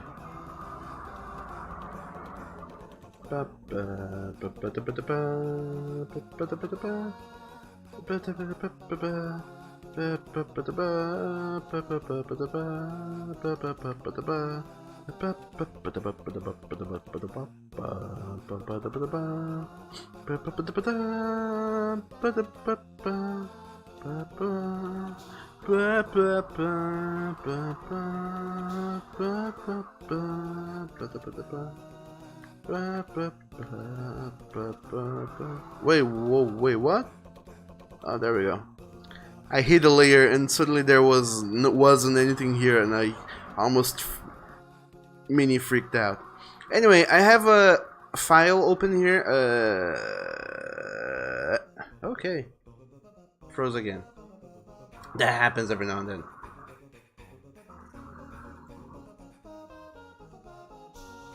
Oh, the thing. Okay, so I need a building that is sort of like a...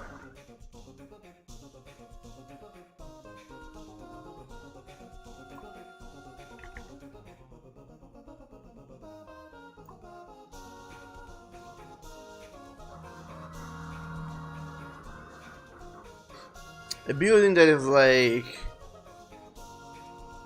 where people would be doing some sort of speech or something.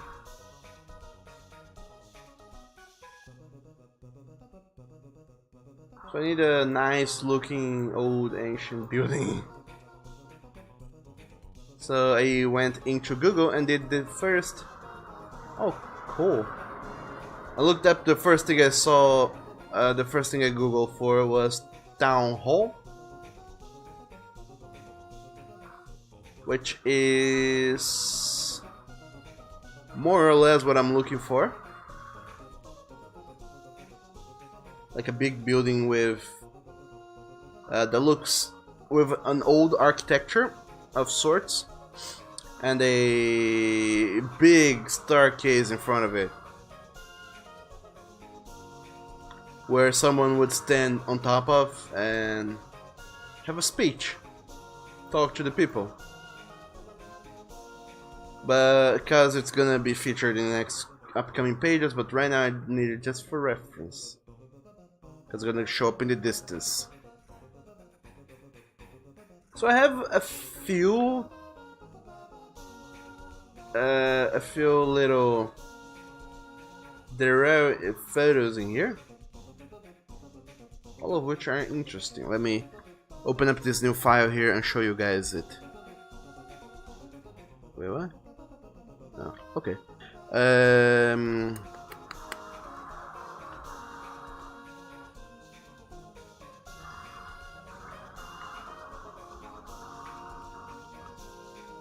So, I have this building here, which seems to be Manchester Town Hall.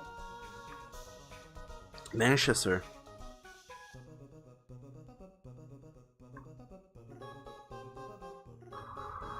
Which has a nice architecture in general, which I dig. And there's also this very small boy here with a cool looking ceiling. It doesn't look like so big and opulent like the Manchester Town Hall, but it still looks like a bigger building than most would be. Very big burly boy, that one. I have no idea where in the world is Great Yarmouth, but that's where this thing is.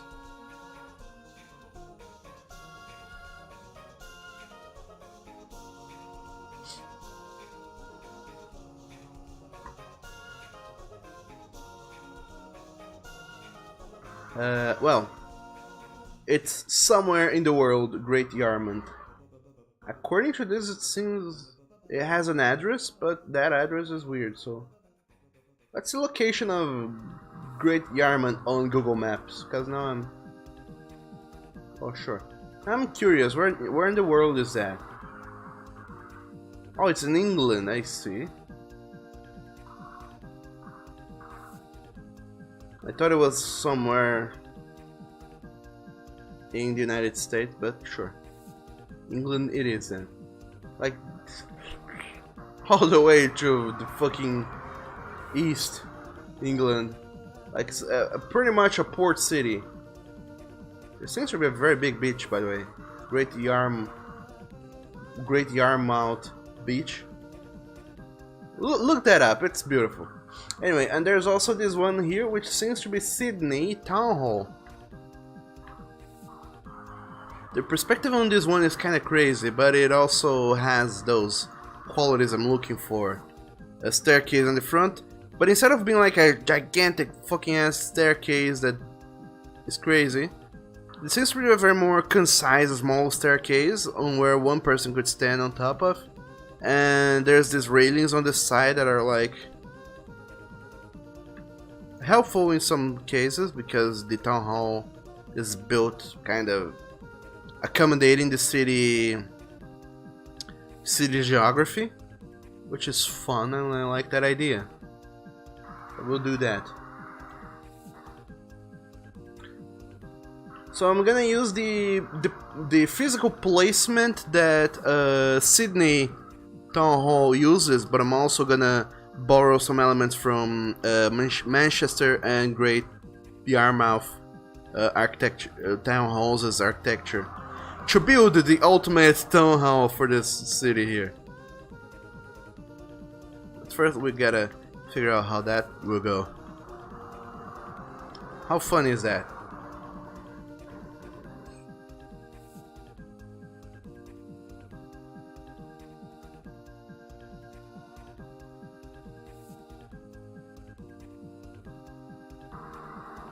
And Kun says if you've seen his Sona, he looks quite a bit like it. Toroka says shorter ears though. Oh, I'd imagine. And Noni says gazebo. Kun says gazebo. Oh, that's pretty.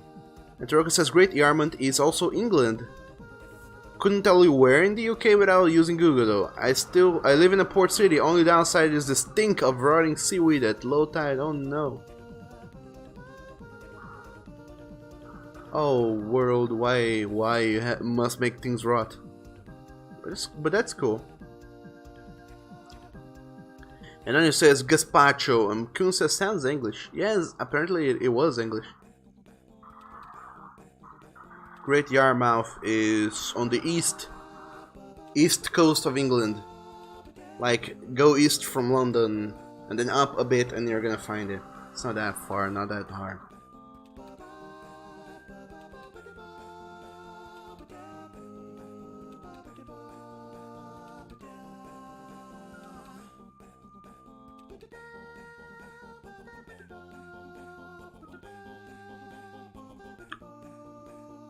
Toroka says, and seagulls, noisy bastards.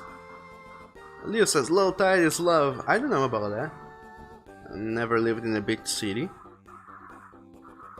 So, all in all, the building is gonna be in the distance. It's gonna be like a building, as building goes.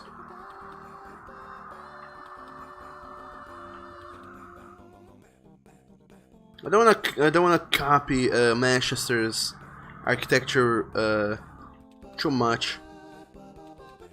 I like this more off-centered look from Great Yarmouth a little bit more. So I want like this corner here, for example, wherever that is, to be where the clock tower is placed, because goddamn, a town hall has to have a clock in it, otherwise it's not a town hall, it's whatever.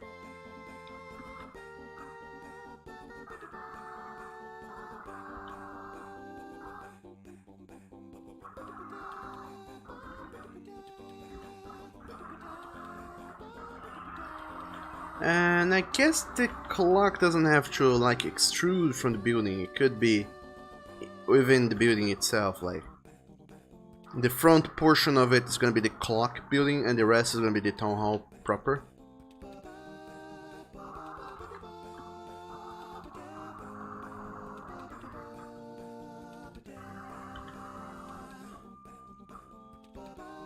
This is weird though, to do it like that. So I guess there could be the clock tower. Yeah, sure, why not? We have the clock tower going on in here. It's not like super tall or super lanky like Manchester's is one, but it's there, it works, it's fun.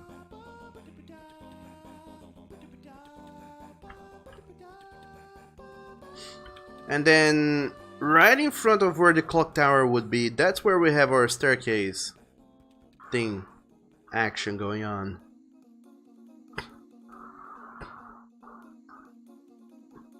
And here underneath is kind of a passage. So here's the main entrance. The main entrance is from the clock place. This is the rooftop. And then over here to the side it kind of continues, but it's a lower building. It continues, but it does its own thing.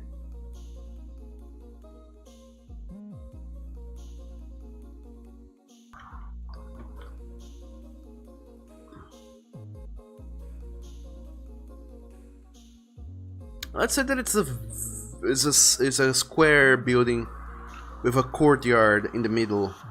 So the middle is open pretty much.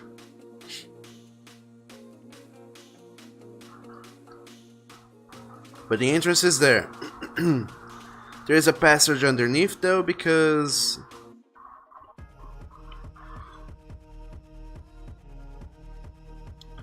why would there be a passage underneath? The reason why there is a passage underneath is because there is a bridge right here, and the building is smaller than that. So how about the passage underneath is here because there is a bridge in here? The building is taller than the bridge. And this bridge goes through the building itself, and there's a little bridge entrance here.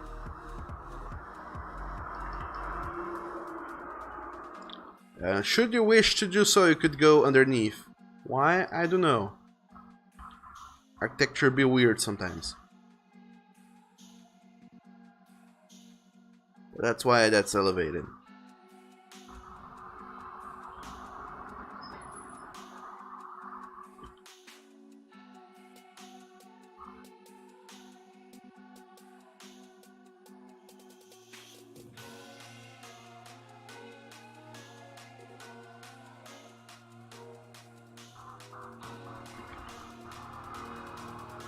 And that's mostly it.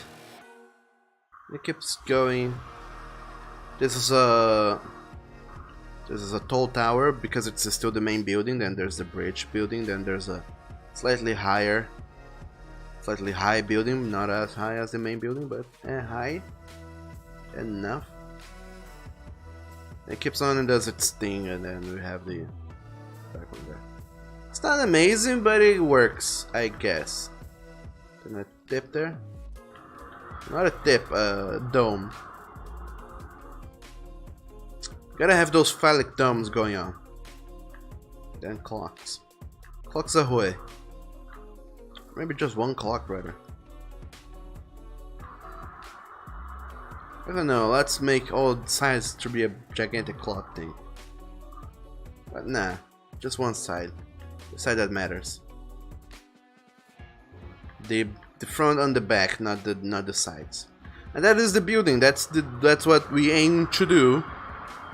But here, off there, off in the distance, so fun. And Toroka says, "I'm amazing at geography. You only recently discovered that London isn't where you thought it was. It was out by about 200 miles. Well, 150 maybe. What? And everyone loves a clock. Oh, you know it. Clocks are sexy." And Kun says that if it doesn't have a clock, it's not a town hall, it's just a hall.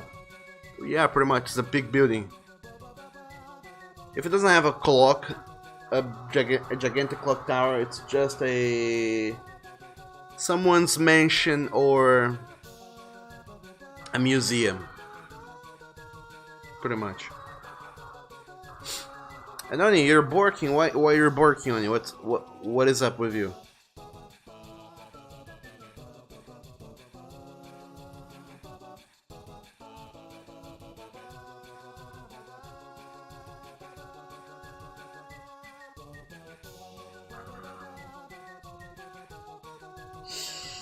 So, I'm gonna use this perspective here just because, why not?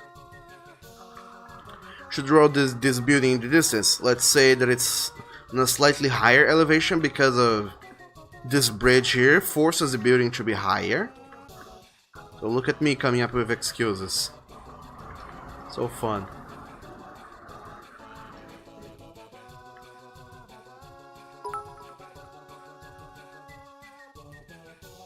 Shoot me, the guy got fleas. Oni, no. I'm not gonna shoot you. You're too cute to be shot.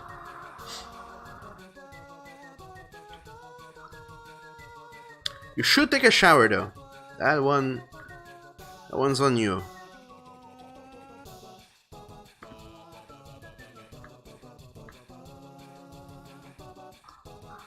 So what I have done here is odd. I have picked up this perspective here and I have thrown in another perspective all the way to the side to to kind of give it this a little bit more of an interesting look.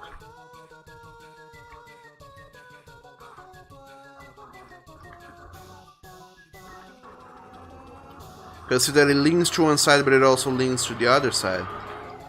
Also, this building should not be this big. Like, goddamn. It is big, but still. Come on. Come on. Come on.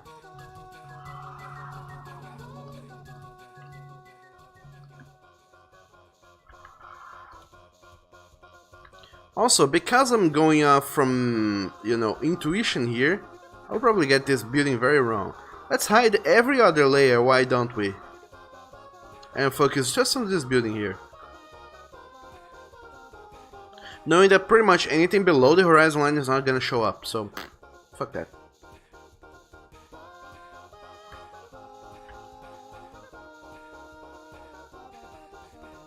So pretty much what I'm doing here is drawing the same thing I drew here, but from another angle, from another perspective, and this time using actual perspective to figure out where things go and how they go in place. And Taroka says maybe is you being lazy instead of typing maybe. And Oni, thanks for the beans. And Leo says, Oni, who gave you the fleas? And then it says, heck no shower, I picked up fleas from rolling around the grass. Cause your ass is grass, and now I'm gonna mow it. What? Leo says, Oni, stop trying to be a musky husky and go take a damn shower. And Kun says, just because I hear Phoenix Wright in the background, objection! You can't object to what I have just said, Kun. It wasn't a statement you could refute, I don't think. Unless you're talking about me telling Oni to go take a shower. You can object to that if you wish. I don't know why you would. Oni is a boy that is having fleas going on, and those are unhealthy, and he should take a shower.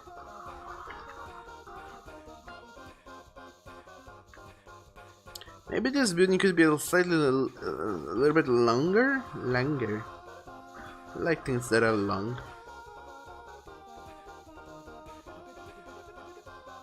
Who doesn't? So, oh shit. But this part here is gonna have a bleh. Let's say that the rooftop goes all the way up there. Okay, that's it seems to work. I'm gonna use the powers of perspective to try and figure out where the flip that's gonna land in the other perspective as well.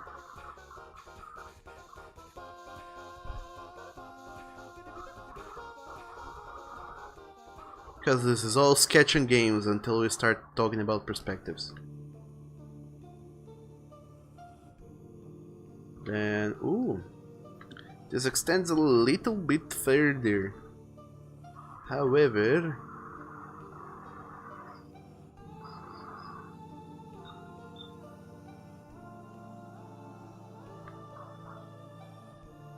this does not looks very right, but sure, whatever.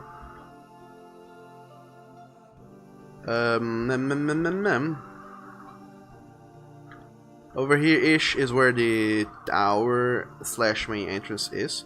So this goes straight up. Why not? Actually, let's do a thing. Let's make sure that this looks right. So this is the entire area. Let's perspective divide this. Piece of garble place. So this is the middle, the perspective middle. I'm gonna say that the tower is this long, and then copy this distance from this side to that side. So how do I go about doing that? Make a line that goes through the middle there. There we go. Oh no. Oh no. Oakland Studio, why do you keep hanging up so much?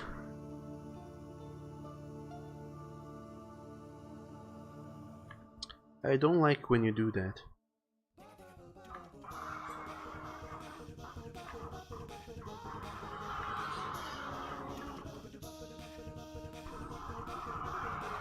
So this is where the rooftop is gonna be. And this thing goes up. That far up should do.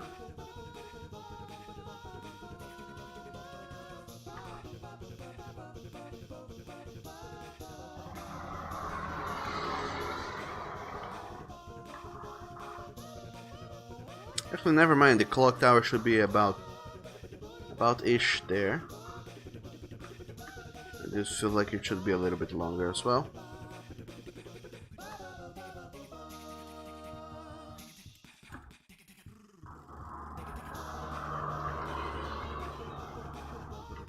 And then we start to go with the phallic towers that eventually turn into a dome.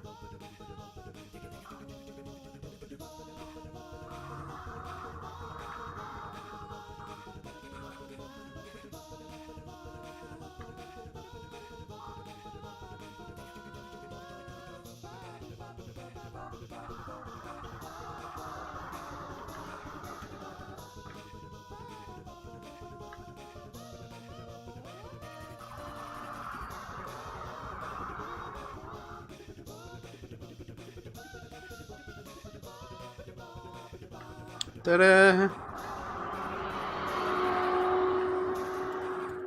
It still looks weird.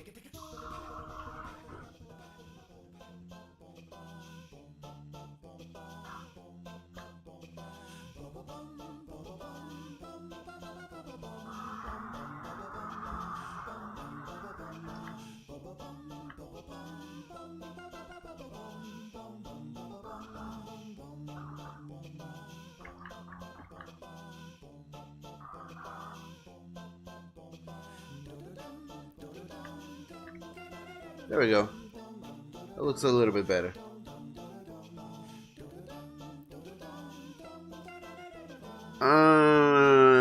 Toroka says furry trash. I bought the film Rampage on cheap just because of the the wolf monster in it. What? I don't know that movie. I don't know that wolf monster you're talking about. But now that you have brought that subject up, tell me all about it. What is this wolf monster you say of in this Rampage movie you're talking about? Tell me all about that, Toroka. I have awakened the curiosity with inside this shepherd boy. That is I. Alio says, though dude's understandable.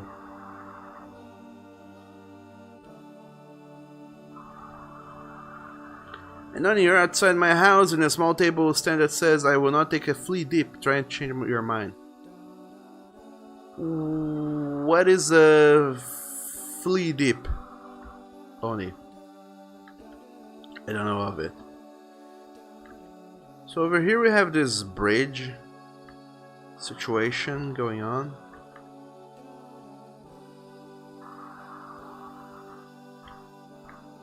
Not gonna bother to make it too beautifully rendered.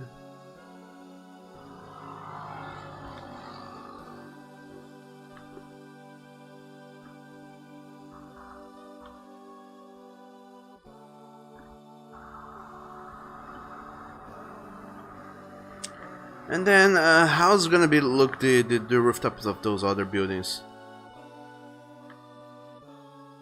I guess it could be kind of like this, like Gothic rooftop, very big, lanky rooftop with windows poking out in every direction.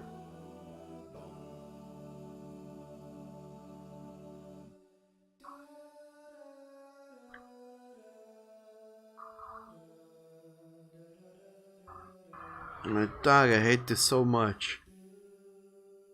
Can't do a single thing without taking measures first.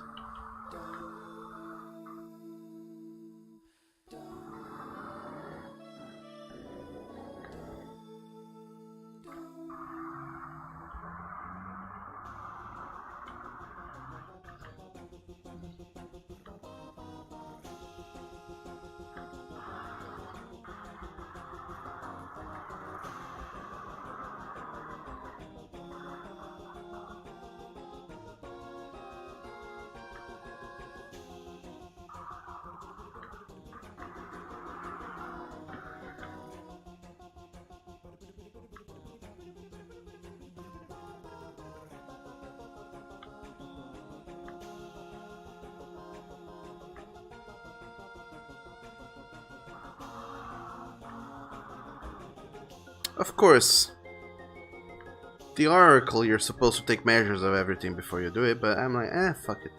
I turn on the fuck it mode. I'm just freehanding it. Because I'm a radical boy and I live in a world without rules. I freehand shit. That's how I go about it.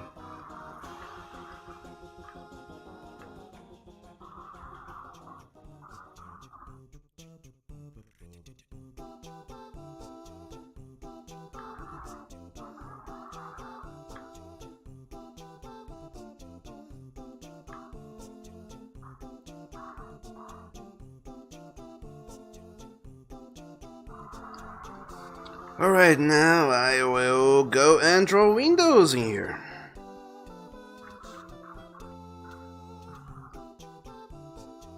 The more the merrier.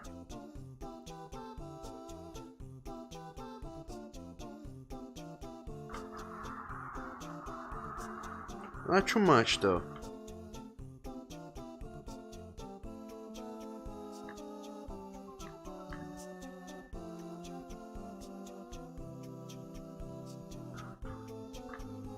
There we go. That should be about enough windows. Almost evenly-ish spaced.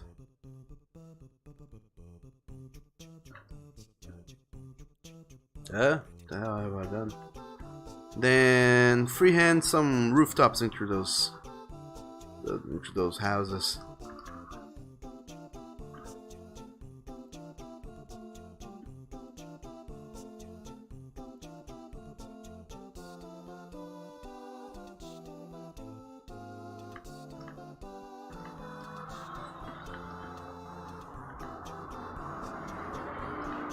And of course, below these windows there's also more windows and columns.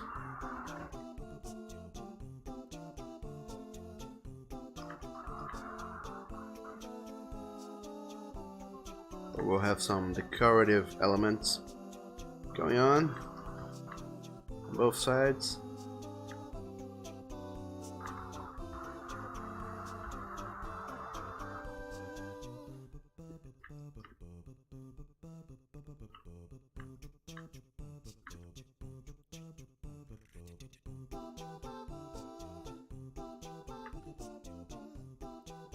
And then more windows. Lovely. Gotta love a house with this many windows. Not a house, a town hall. And now's the ugly part in which I reveal the rest of the layers and see how awfully how much I missed the mark on the size of this building. And not that much. It looks much bigger than those buildings here will look, but it doesn't look like that offside. I can always like reduce the size.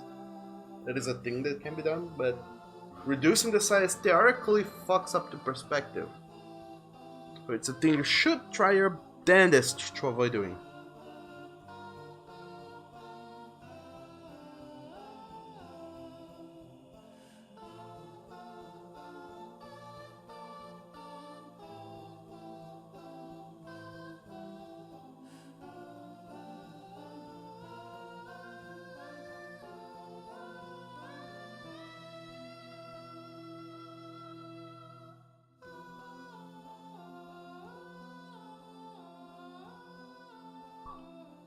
And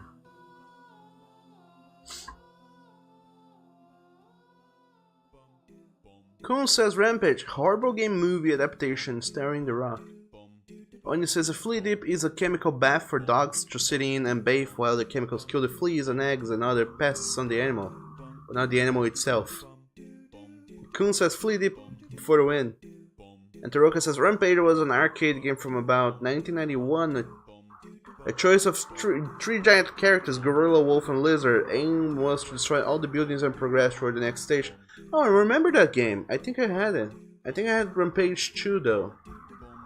Because I remember there being 4 monsters. I remember you could play like multiplayer. It was very fun. Very weird, but very fun. And very hard too. And then someone made a movie, says Kuhn. You love the Rampage game, but they made a movie. Oh no. Oh no.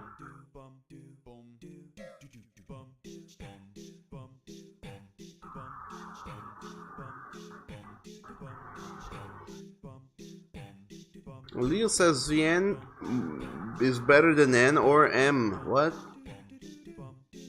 What? And then it says, so no flea dip for you. Go getting some water, Oni. You missed a letter, Oni. W as in now.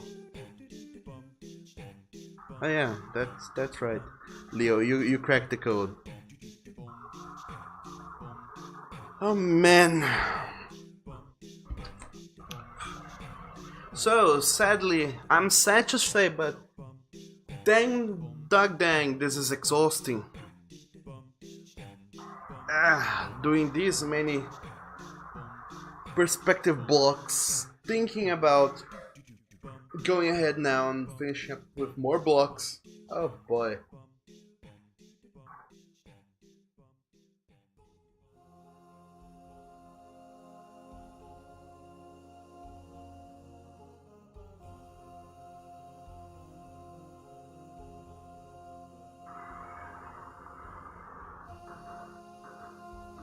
This is why sometimes I imagine, like,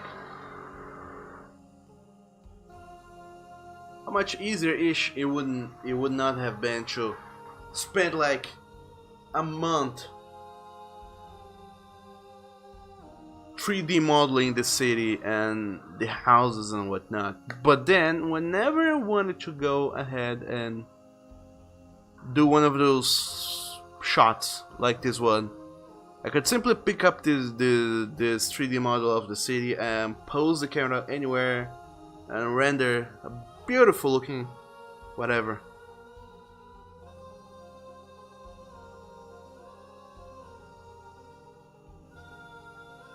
Leo says, sadly I have to go, be well, and again, Oni bathe. Oh my dog, sure thing, Leo. We'll be seeing you later, hopefully, in the next time. Stay awesome, take care, and have a great weekend. Hope to see you later, Leo. Have a good one. And Taroka says, guessing its visual novel is better than novel, which is better than movie. And Leo says, would someone thinks like you? And Taroka says, you're poor thing. And then it says, let me hug you guys to show you your love and your fleas. Oni, go take a shower right now. Or we will take away your beans. Or we'll confiscate all of your beans. We will lock them into a fridge. And put a padlock on the door of the fridge. And lock your beans away.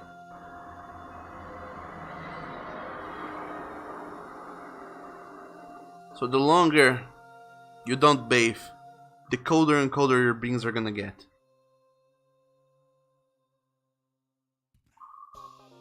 Up to like 4 degrees, but still. Cold is what your beans are gonna become if you don't go and bathe. So go and do that.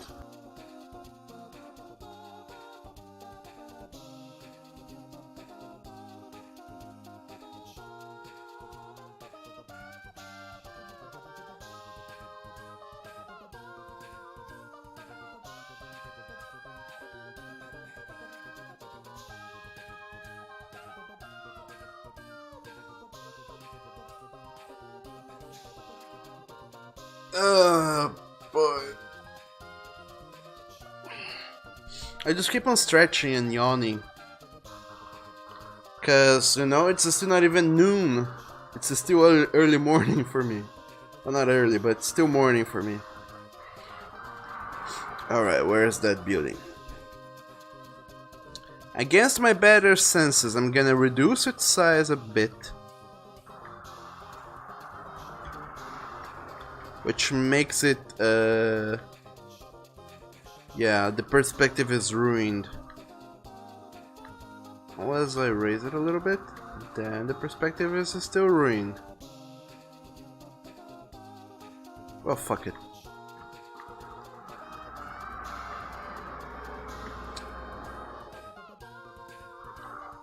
Alright.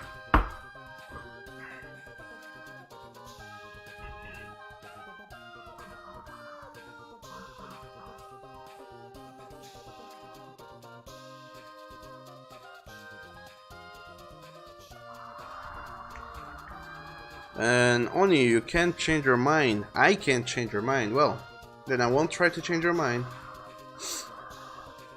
But I'll give you no more hugs and I'll give you no more beans.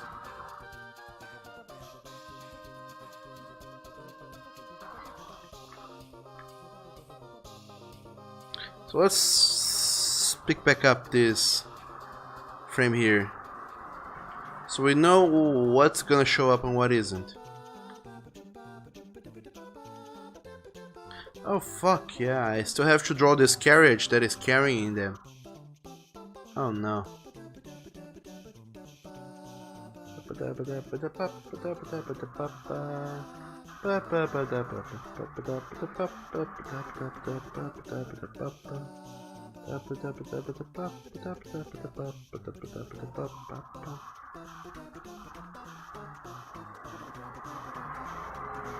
Oni says, give me a valid reason to flee dip. We're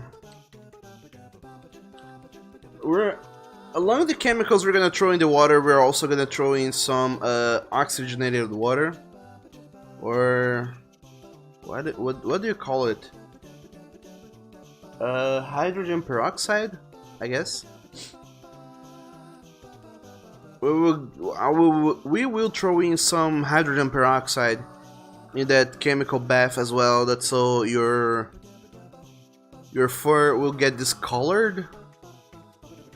Once your fur is discolored, we're also gonna buy you a hair dyeing kit with all the colors you want, so you can go and dye yourself whichever way you want.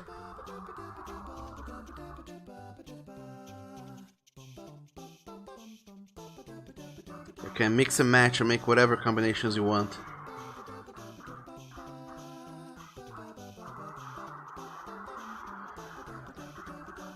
How about that, Oni?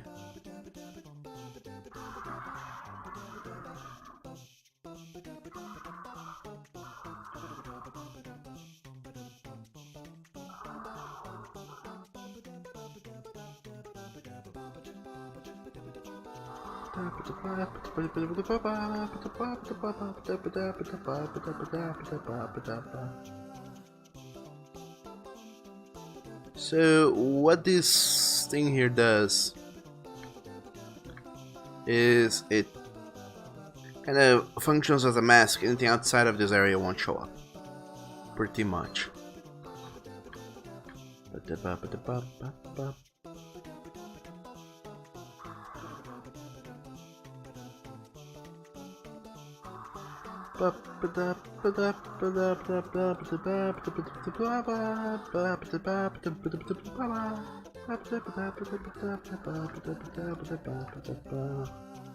I'm gonna take the base layer, copy it, paste it, and it's gonna be the carriage. How about that? It also has to follow the laws of perspective.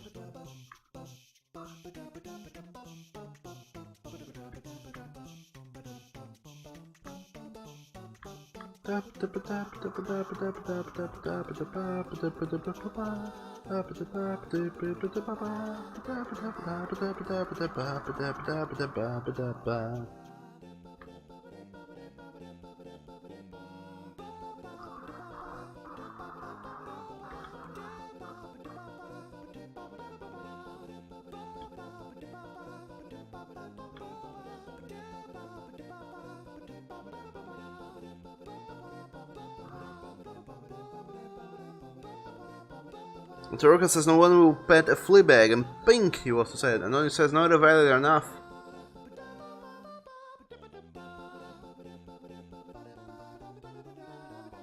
Well, Oni, If you take a chemical bath to get rid of the fleas, we will also, well, we're gonna spend some time in there. And the time you're in there, we're gonna allow you to have a free refilling cup, which you can fill with soda. This is the one time in your life where we'll allow you to have soda.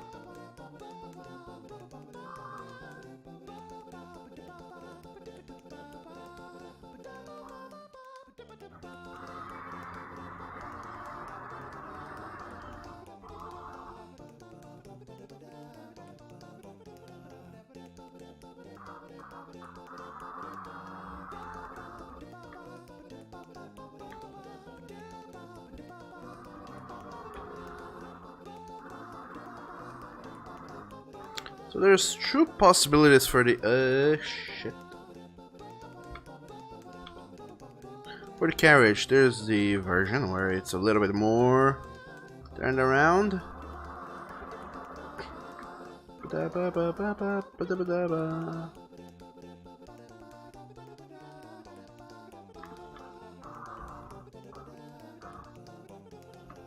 Being pulled by an animal. The cavals.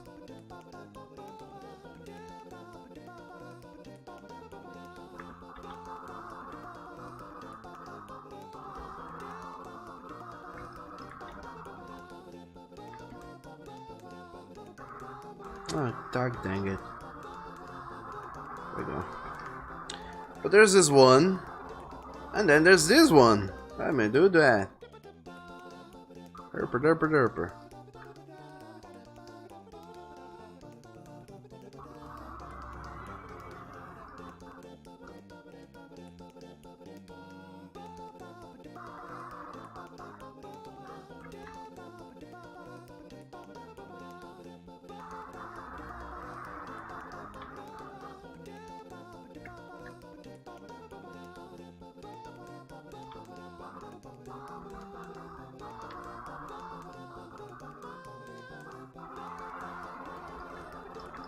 So how about that?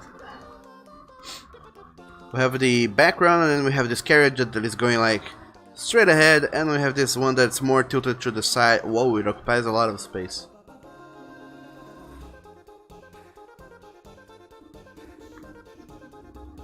This one looks a little bit better. So long as the carriage is smaller than a house, I guess it could work.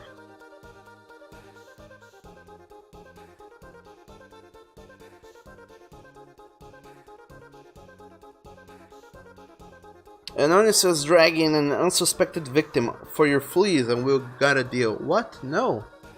You will not infect anyone else with fleas. Fleas are bad, Oni. They will suck your blood, they will probably transmit diseases, and they will stress you.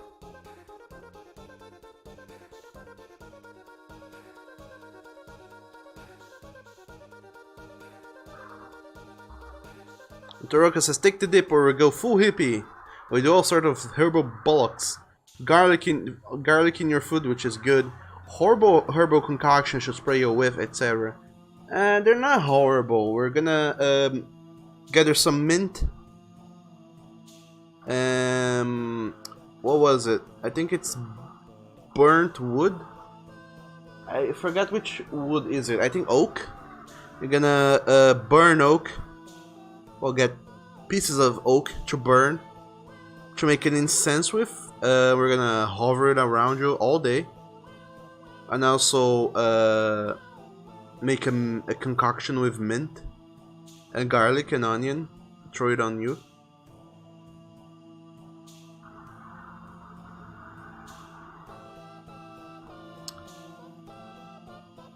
Spray you with salt once a day as well.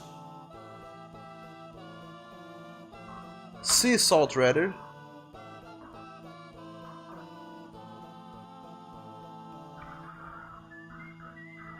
And other things.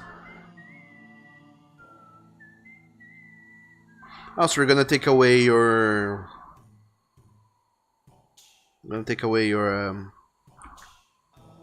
what's it called?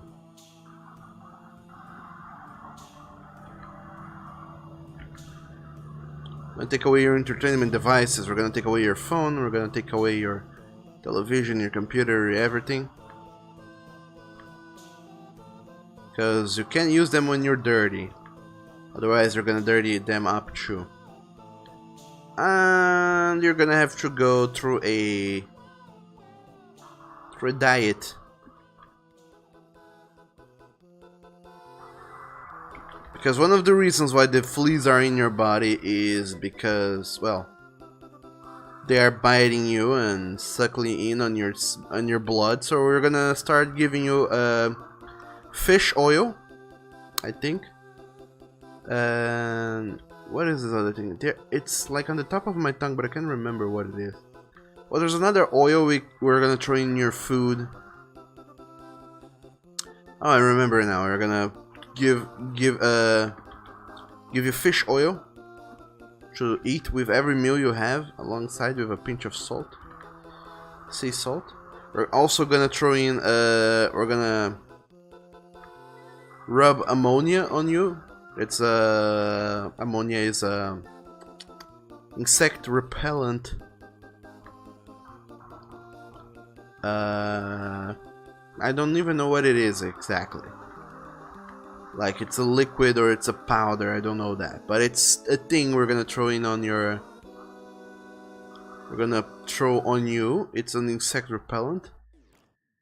Hopefully it's gonna make the fleas lose interest in you. And you're gonna take a much, much healthier diet. Make sure you're... you know, because since these fleas are gonna be suckling on your blood, you're gonna feel you're gonna get malnourished soon. So no more junk food for you, Oni.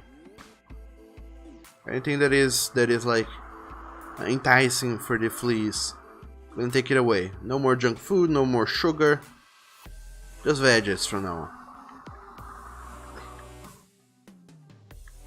Just vegetables.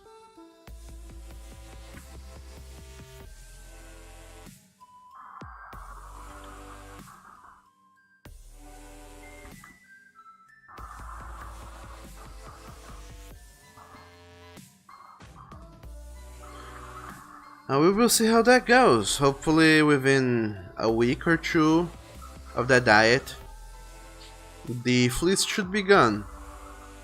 Or mostly disinterested in you.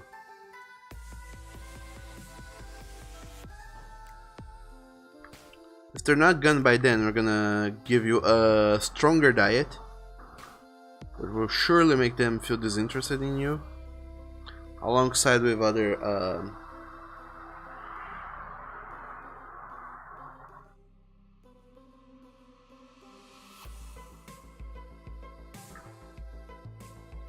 with changes on your food.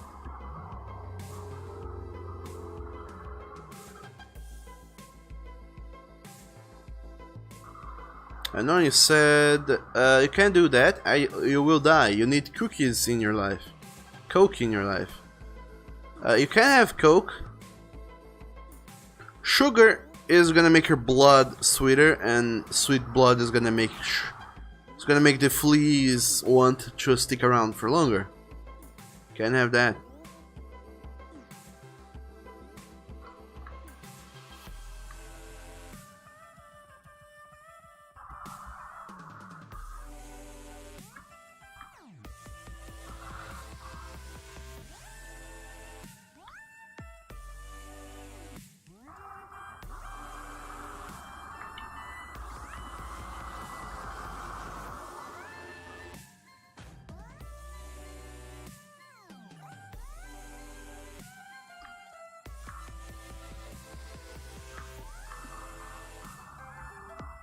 And yeah, even for wheels and shit, we have to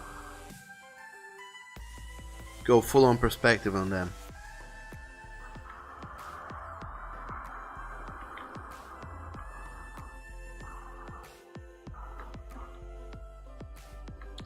What else will we do in this carriage?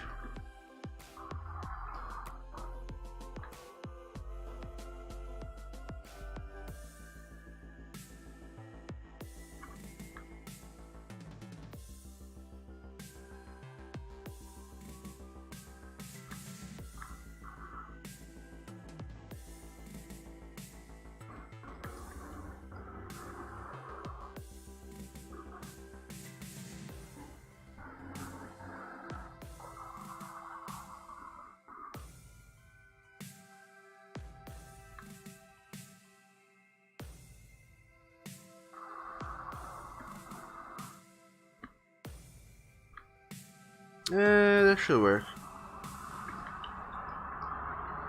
It's small enough.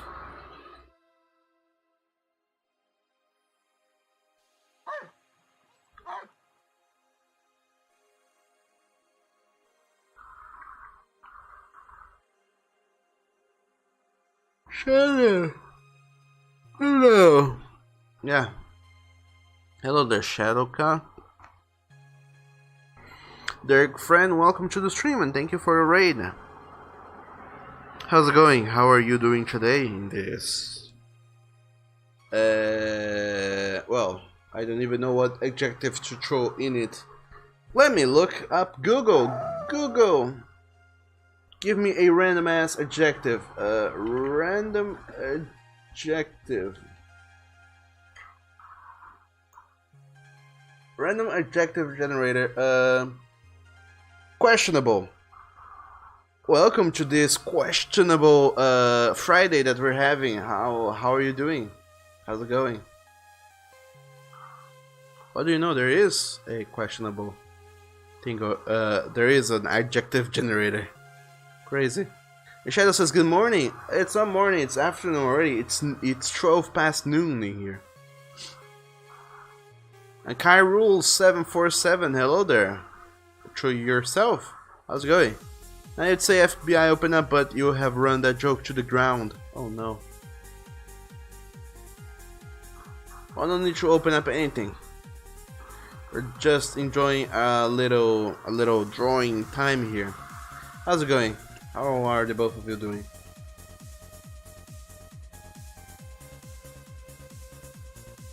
Oni says, Raid, hug me, you raiders. No, don't hug Oni, he is riddled with fleas.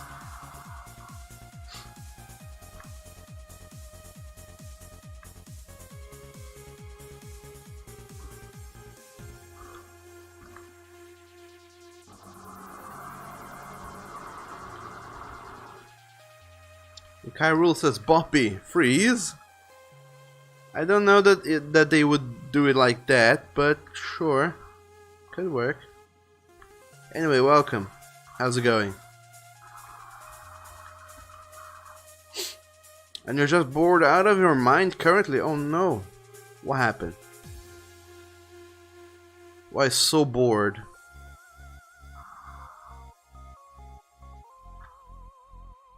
Is today not is the Friday, whatever time it is for you, not a good time for activities? Isn't the world brimming with possibilities and things going on at every place at every time?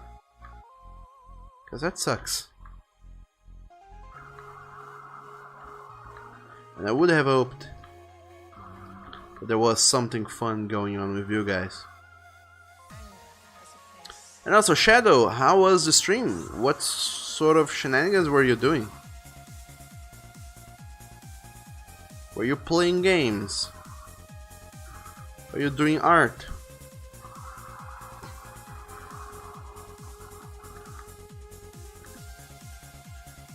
Were you playing art games? No, dang it.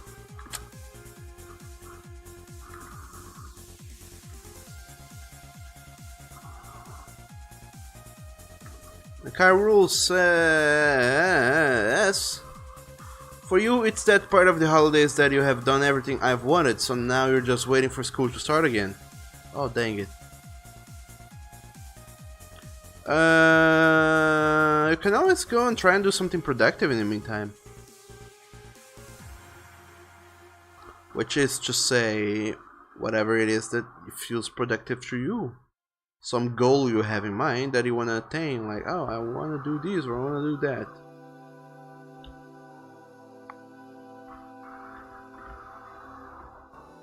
The idle time that you're having in your hands right now would be a perfect opportunity to go and spend it on some interesting things you see. That's just me, and I'm weird, so feel free to ignore my weirdness. And Shadow says we were playing Darkest Dungeon, killed the witch. And Kai says just call me Kai to shorten things up. I will do that.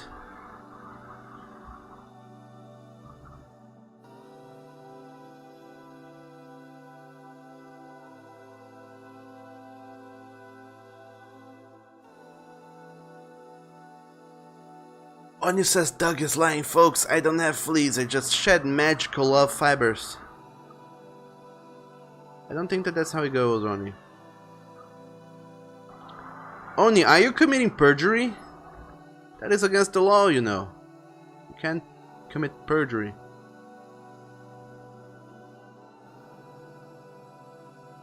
Stop in the name of the law, criminal scum.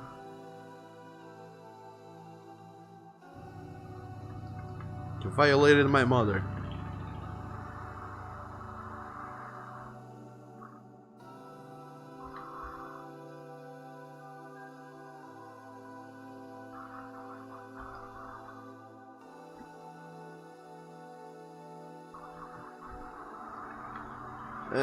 And Doug is exaggerating. How am I exaggerating?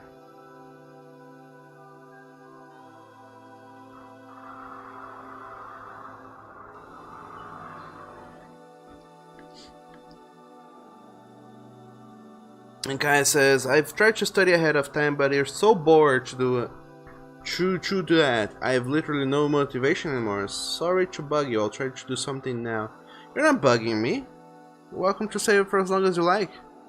I'm just saying, if you're doing nothing and being idle, you can always try and do something that you want to do, if there is anything you actually want to do. I don't know. Isn't there any game you want to play? Any? What's it called again? Any books you want to read? Any movies you want to watch? Any places you want to go? Within reason, of course.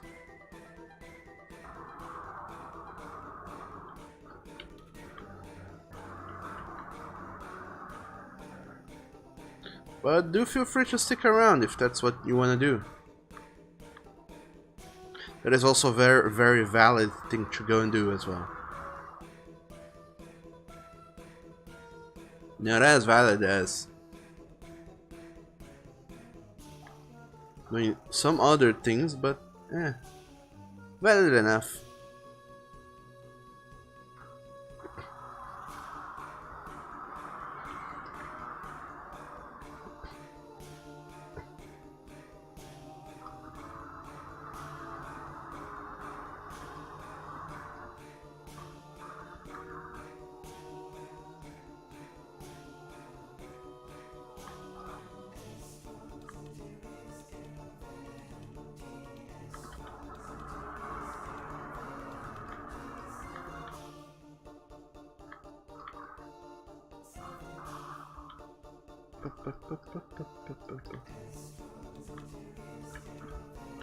But have you never finished Darkest Dungeon before, Shadow? The game has been out forever. But to be fair, I haven't beat it. It's impossible to beat. You can try it as much as you want, it's a very hard game to beat.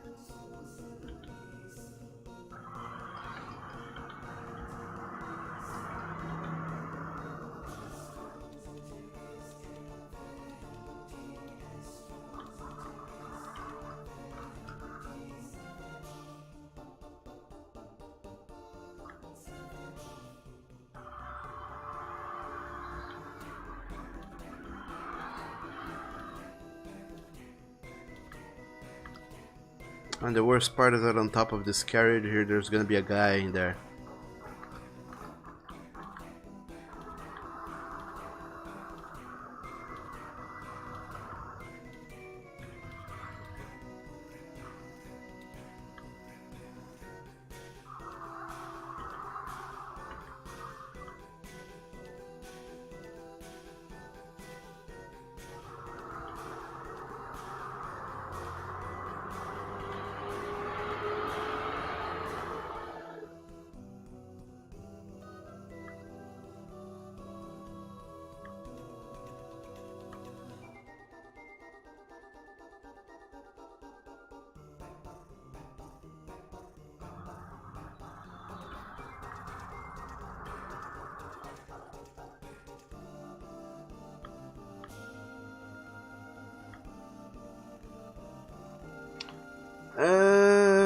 Kai says it's night. There's no reason to go out. You've watched the latest movie, so you don't know. Probably gonna pick a book tomorrow if the library is open. That could work.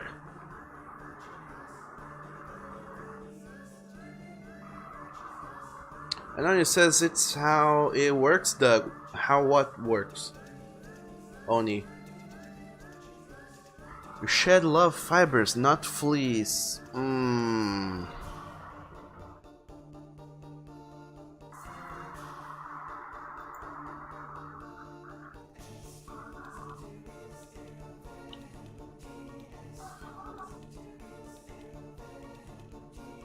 Okay, Oni. Let's do a little thought experiment, a little thought exercise. Say I give you a hug, what would happen to me then? If I were to go and give you the hug you desire so much, what will happen?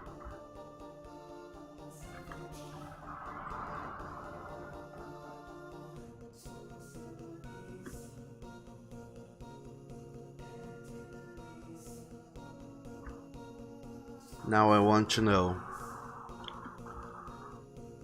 what will happen to me if I were to give you a hug and partake in the love fibers you're shedding.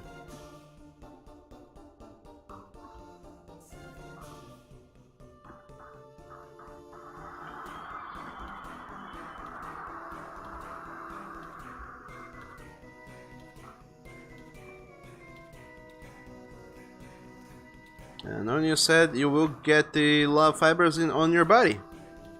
And what will the love fibers do to me on my body only? Are they just gonna sit in there and do nothing? Will they do something? What's gonna happen with them? What will they do?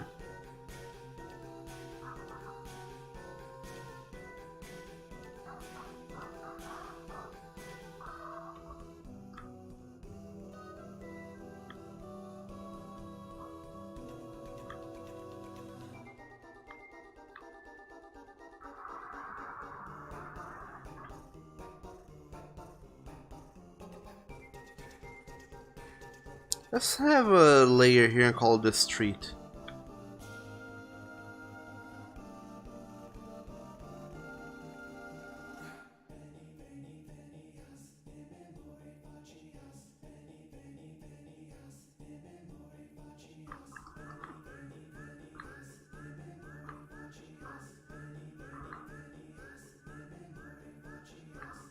It is gonna, as roundly as possible, follow the contour of these streets here.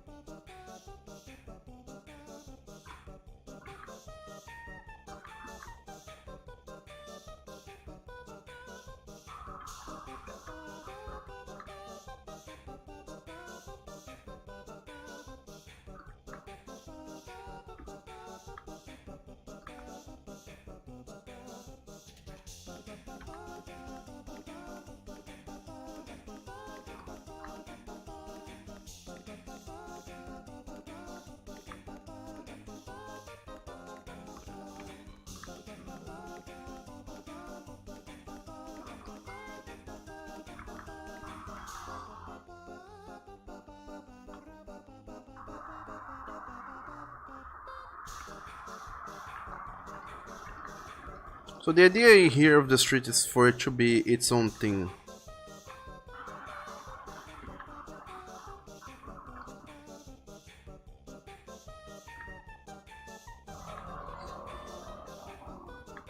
Cause so now it has its own curve and it doesn't depend on the layers to tell the street which direction it's gonna curve. It curves on its own now.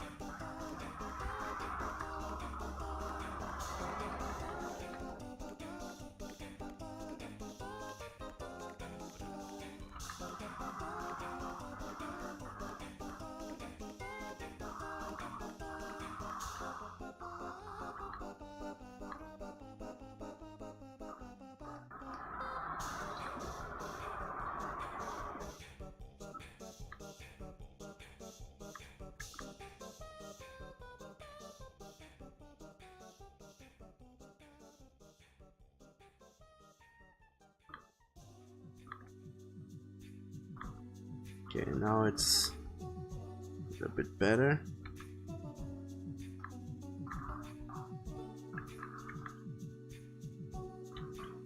I could also go and do the same thing I did that other time, and throw in a cobblestone texture here on the floor, but fuck it.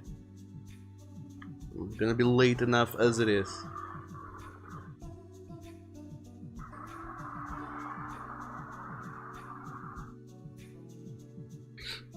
So that's the street, that's the carriage, which is also gonna need some touch-ups. Now back to the houses, time to draw them. I won't need that layer anymore, so now for the base.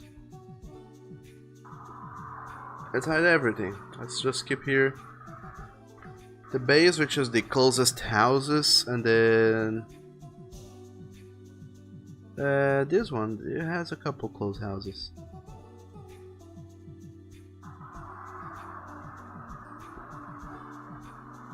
Let's work with these ones. They look the most promising.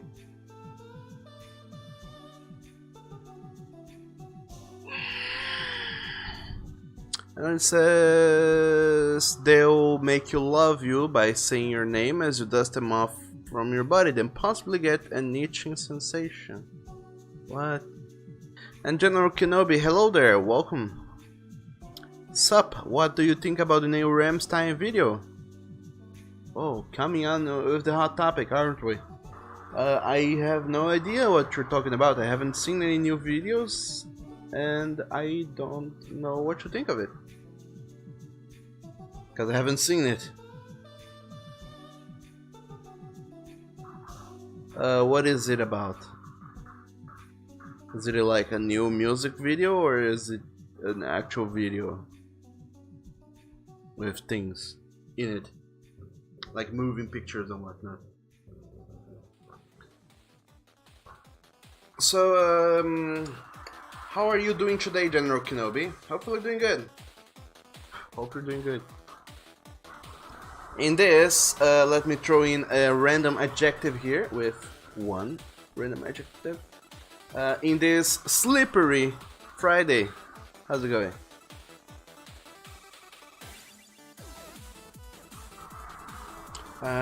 Kenobi says Deutschland.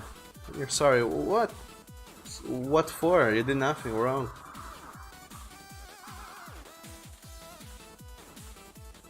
Don't worry. And welcome nonetheless. How's it going? How are you doing? I also feel like my monitor is crooked. Weird.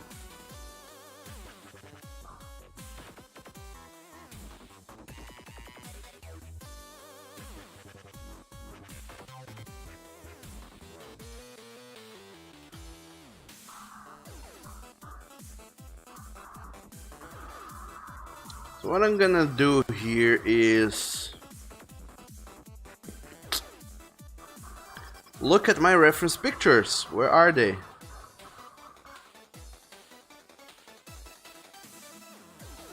Where are those goddamn pieces of reference?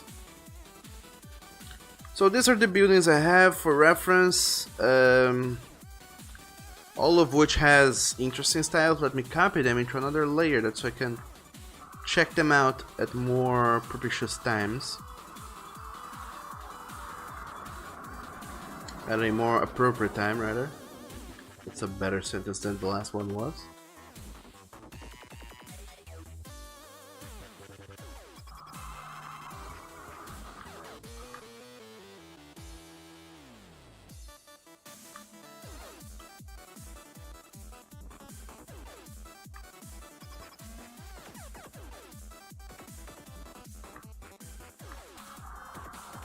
So these are my references from which to start drawing those buildings. I guess I'm gonna keep them simple since there's gonna be a lot of them. Not gonna throw in too many details. Not gonna get too crazy with them. Just crazy-ish, but not too crazy. And Kenobi says the girl you're secretly in love with is moving to another country. You feel bad as fuck. Oh no. Well, I'm sorry to hear so. But it could be worse.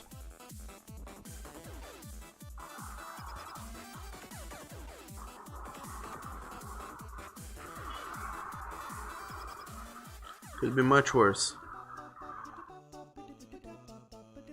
Don't ask me in which ways it could be worse. It just could be worse. We're not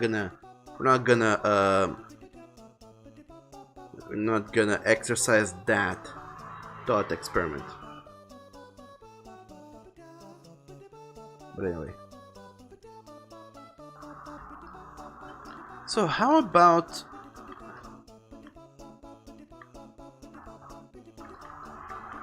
let me throw this picture on top of that other one. I feel like it has interesting things which I could see. No, actually no, it doesn't. What do you know? Not that many interesting things at all. That's pretty much that, really. Down in the end, it's that. Just houses and stuff.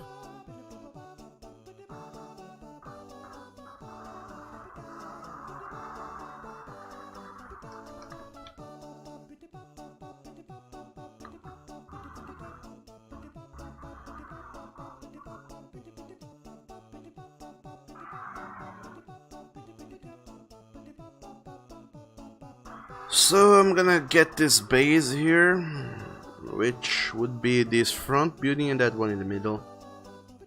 This front building is gonna be one of these tall ones here.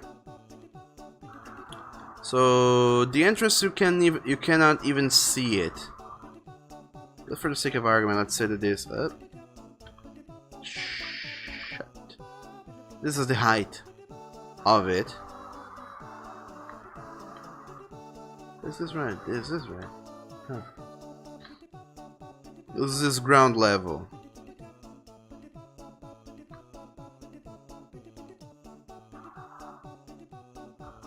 This is ground level. It's gonna have a few more levels in it. Because for this one, this is gonna be ground level. Which is actually quite high. Let's make the ground level a little bit lower.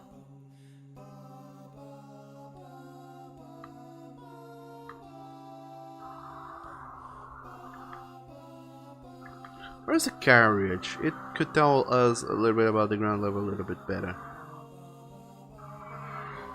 Carriages are big things, by the way. I would assume.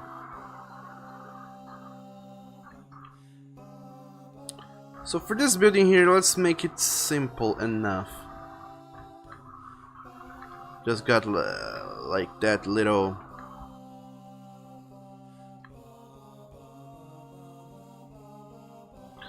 protrusion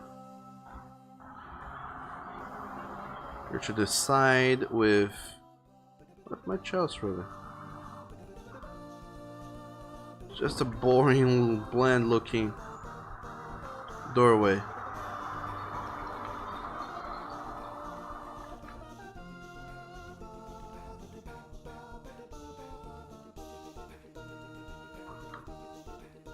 Oh, but let's make it look a little bit better by throwing a little curve here on the top.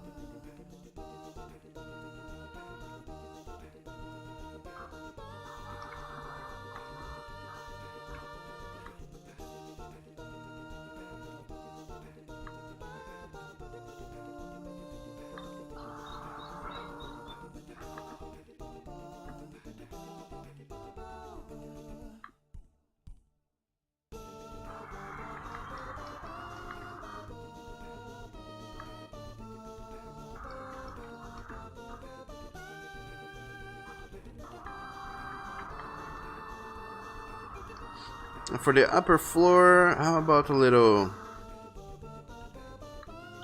hanging structure?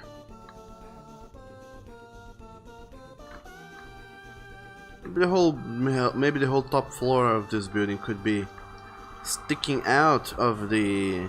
Oh, it could be sticking out. Period. There's no more to that sentence.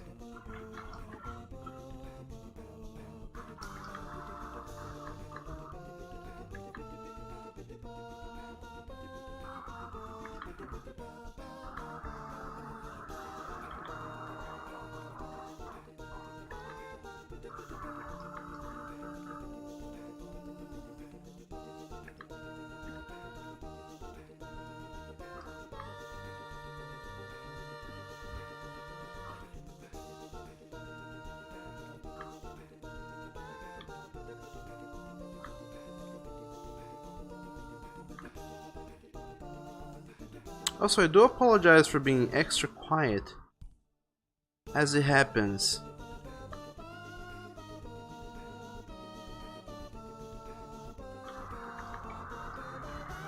Working with perspectives is quite tiresome for the mind as well for the body, so...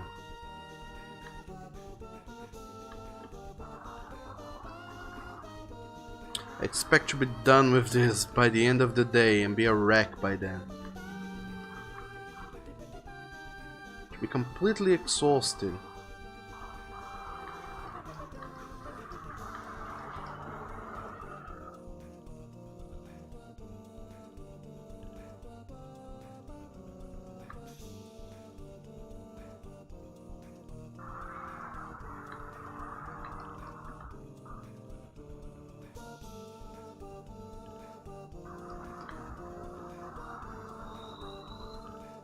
Let's not even think about anything else about this.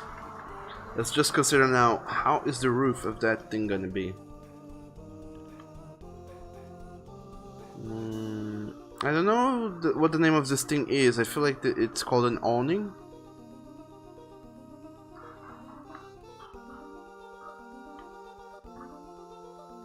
I'm gonna throw in one of those.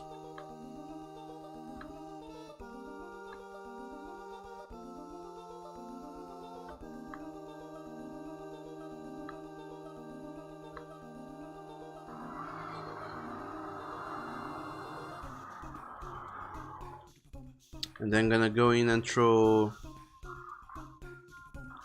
a... Oh, I can delete this. By delete I mean erase this.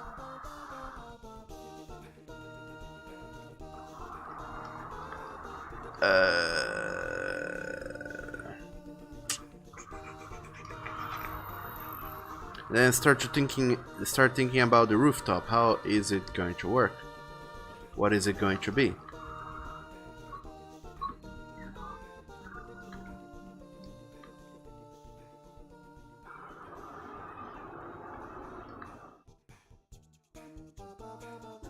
And Kun says not an awning. I think it's an overhang. Maybe.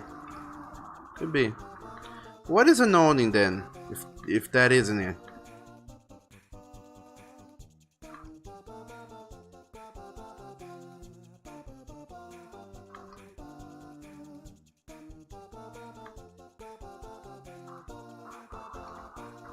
And then it says the top floor is only secret harem floor. It must be this gate to enter. Well then. Well then.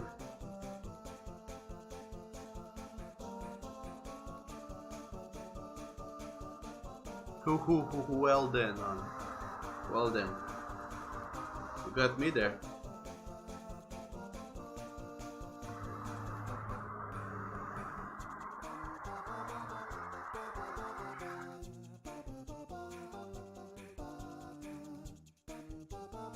And Kun says awning is a covering for a doorway.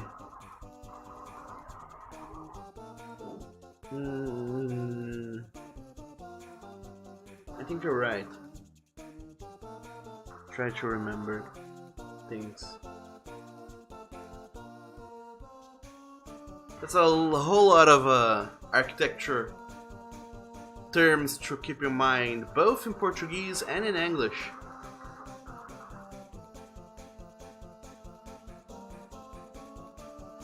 Oh, that is an Oni.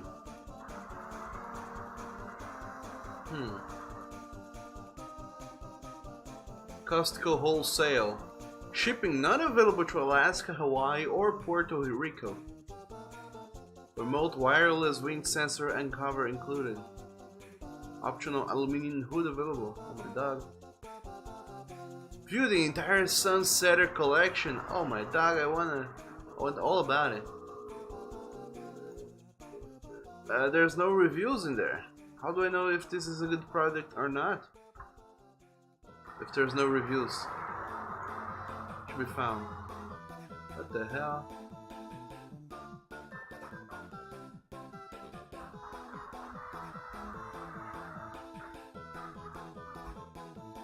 But anyway, I'm incredibly exhausted of drawing this thing so long, and I'm looking at least 8 more hours ahead of me. Well, not 8 hours, that's a whole lot of hours. But I'm looking at least 5 more hours of doing this for the rest of the day, and also coupling with that, making dinner, having lunch right now. So I'm gonna take a little break of this as we finish the stream. Oh, my back hurts so much now. So, you guys, I guess that this is it for today. Stream is over. Would you look at that? Oh, surprise, surprise. There's no Sam here today to tell us that it's time to end the stream, to say our farewells, but well, he doesn't need to be here. I went and did that myself. That sentence made no sense, but pretend it did. And then it says if there's no reviews of me, hella good to be in my hair and you live happily. What? So anyway, you guys, today's stream was weird. It was incredibly slow and incredibly lower energy. But sometimes drawing is like that. You are low energy all day and you're tired or exhausted and it's crazy. Drawing is crazy. Especially when you have like deadlines like this one, in which you have to deliver this thing within this or that time. So I apologize for that. For the low spirits during today's stream. But it's the way things work. Sometimes can't be happy all the time. It's kind of hard to do that. But anyway, nonetheless, I still do thank you guys so very much for sticking around, joining up today, and being here for as long as you guys have been here, which might have been since the beginning of the stream, or since half the stream, or for just 5 minutes. But that would mean that by now you have left and you're not hearing to what I'm saying, so that's weird in and of itself. But anyway, I do hope to see you guys again later next week, when we will be back with some other stuff, and it will probably be April, so that's weird. That's a thing. But don't worry, it'll be a nice thing nonetheless. And also this weekend we're gonna play some more Dungeons and Dragons. If you guys are up for that, feel free to stop by on Sunday at 1 hour 1 hour ago, but on Sunday. We will be streaming. Well, we will be playing some Dungeons and Dragons here with the guys. But I will go ahead and stream that as well. So if you're into Dungeons and Dragons and into watching people interact and socialize, then make sure to check that out as well.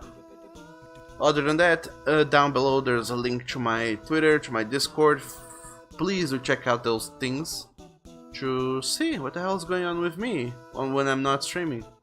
Speaking of which, I'm doing a little raffle on Twitter to celebrate my 2,000 followers on Twitter. So make sure you go over to Twitter, check out that raffle, and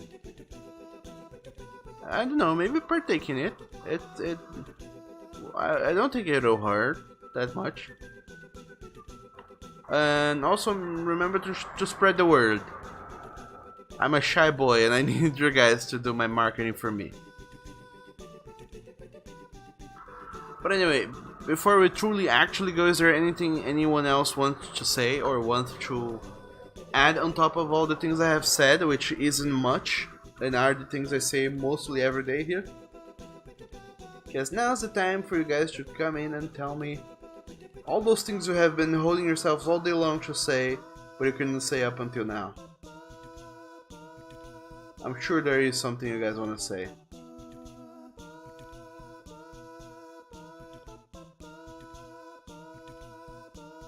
I just know it.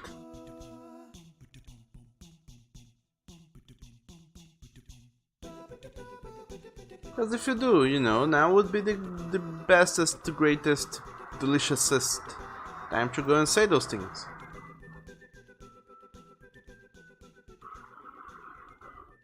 If not, feel free to go out there and check Marcus, who is playing some Sekiro Shadows Die Twice in German, so go watch some German ninjas over at Marcus's channel. And Oni, thanks for those links, and you say, you do, am I gonna die tomorrow? Don't die, Oni. And good luck on your tournament championship thing. Hoping the best of luck to you, Oni.